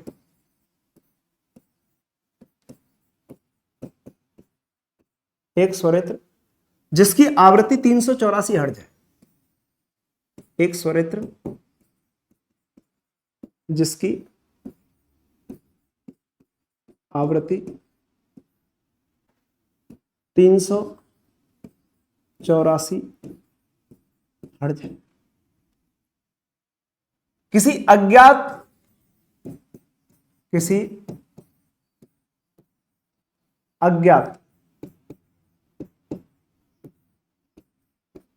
स्वरित्र, किसी अज्ञात स्वरित्र के साथ बजाया जाए,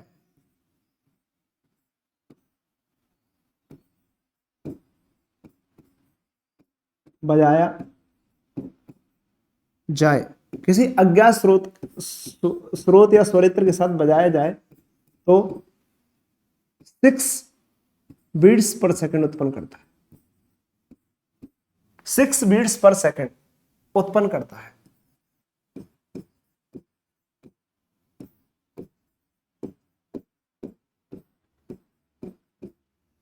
ठीक है, और इसमें यह बात आती है, और अज्ञात स्रोत को, अज्ञात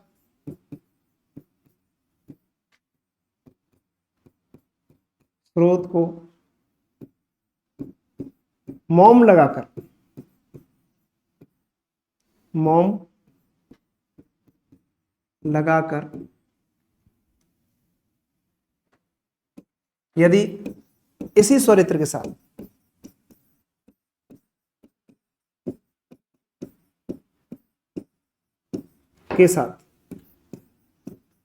बजाया जाए, इसी स्वरित्र के साथ बजाया जाए, इसी स्वरित्र के साथ बजाया जाए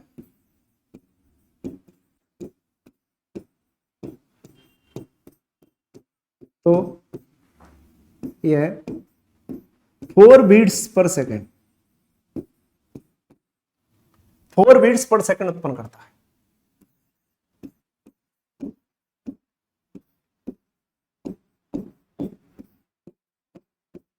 तो अज्ञात स्रोत की आवृत्ति क्या होगी, अज्ञात स्रोत की या अज्ञात स्वरित्र की आवृत्ति क्या होगी, तो अज्ञात स्वरित्र की आवृत्ति क्या होगी,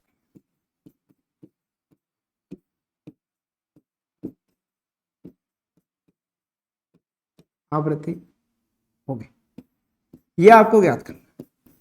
बताइए, ये क्वेश्चन है, ये क्वेश्चन काफी इंपॉर्टेंट है और ऐसे क्वेश्चन जो है वो पूछे जाते हैं। एक क्वेश्चन इस तरीके से पूछा गया है आपसे कि बताइए एक स्वरित्र जिसकी आवृत्ति 384 हर्ट्ज है और किसी अज्ञात स्वरित्र के साथ यदि इसको बजाया जाए तो ये कितना बीट उत्पन्न कर रहा है, 6 बीट्स पर सेकंड उत्पन्न कर रहा है। और यदि इस अज्ञात स्रोत को मॉम लगा दिया जाए तो मॉम लगाने पर इसी स्वरित्र के साथ यदि फिर से बजाया जाए तो ये 4 बीट उत्पन्न करता है, मतलब बीट्स की संख्या घट गई, बीट्स की संख्या घट गई है। तो अज्ञात स्रोत की आवृत्ति आपको ज्ञात करनी है कि भाई अज्ञात स्रोत की जो आवृत्ति होगी उसका मान क्या होगा। ठीक है, अज्ञात स्रोत की जो आवृत्ति आएगी उसका मान क्या आएगा, यह आपको ज्ञात करना है। तो काफी अच्छा सवाल है, काफी इंपोर्टेंट सवाल है। तो देखिए इसका सॉल्यूशन कैसे करेंगे, इसका सॉल्यूशन किस तरीके से किया जाए। देखिए आपके पास एक स्वरित्र है जिसकी आवृत्ति दे रखी है 384 हर्ट्ज, ठीक है, और अज्ञात स्रोत की आवृत्ति आपको पता नहीं क्या है, तो वो लेकिन उसके साथ बजाने पर कितना उत्पन्न कर रहा है, 6 बीट पर सेकंड उत्पन्न कर रहा है। तो आप सोच के देखो, अगर मान लो 384 है, 384 ज्ञात स्रोत की आवृत्ति है, ये ज्ञात स्रोत की आवृत्ति है, ठीक है, ये आपको पता है, ये ज्ञात स्रोत की आवृत्ति है, ये ज्ञात स्वरित्र की आवृत्ति है, ये आपको ज्ञात है। अब ये कितना उत्पन्न कर रहा है दूसरे के साथ, 6 बीट उत्पन्न कर रहा है। तो 6 बीट उत्पन्न कर रहा है तो इसका मतलब या तो 6 प्लस में आएगा या 6 माइनस में आएगा। तो या तो इसमें क्या होगा, +6 हो जाएगा और या -6 हो जाएगा। तो अज्ञात की जो आवृत्ति आ सकती है वो क्या आ सकती है, 384 + 6 करोगे तो कितना आएगा, 390 आ सकती है, और या 384 - 6 करोगे तो क्या आ सकता है, 378 आ सकता है। तो ये अज्ञात की आवृत्ति आ सकती है। तो ये संभावना है कि अज्ञात वाले की जो आवृत्ति आएगी वो या तो 390 आएगी या 378 आएगी। ठीक है जी, तो 378 आ सकती है और या 390 आ सकती है। ये दो पॉसिबिलिटी हैं, ये भी आ सकती है और ये भी आ सकती है। ठीक है, अब आप देखो आपके जब इसको मॉम लगा दिया जाए, जो 390 वाला या 378 वाला, ये किसका आ गया, ये अज्ञात के लिए आ गया। ये किसके लिए आ गया, अज्ञात स्वरित्र के लिए। तो अज्ञात स्वरित्र की आवृत्ति इनमें से कोई सी भी आ सकती है, पॉसिबिलिटी है, दोनों आ सकती है, मतलब ऊपर वाली 390 भी आ सकती है और 378 भी आ सकती है। अब क्या कह रहा है, यदि इसको मॉम लगा दिया जाए, किसको, अज्ञात स्रोत को यदि मॉम लगा दिया जाए, तो आप बताइए अज्ञात स्रोत को यदि मॉम लगा दिया जाए तो बीट्स की संख्या कितनी हो गई है, 4 हो गई है, बीट्स की संख्या घट गई है। मतलब 384 वाली तो फिक्स है, 384 वाली तो फिक्स है, मतलब ज्ञात वाली बात ये तो फिक्स है, इसको तो कुछ छेड़ा ही नहीं गया है। अब मॉम किसको लगाया गया है, मॉम इनको लगाया गया है, या तो इसको लगा दो या इसको लगा दो। तो मॉम लगाने पर क्या होगा, अज्ञात वाले को अगर मॉम लगा दिया जाए तो इसकी आवृत्ति घट जाती है। आपने अभी पढ़ा था, आपने क्या पढ़ा था, यदि मॉम लगा दिया जाए तो मॉम लगाने पर क्या होगा, आवृत्ति का मान घट जाएगा, आवृत्ति डिक्रीज हो जाएगी। ठीक है, आवृत्ति डिक्रीज हो जाएगी। तो बताइए यहां पर क्या हो रहा है, यहां पर अगर आप देखोगे तो यहां पर क्या हो रहा है, यहां पर मॉम लगाने पर 390 से कम आएगी या 378 से कम आएगी। ठीक है, तो 390 से भी घट सकती है, ये भी घटेगी।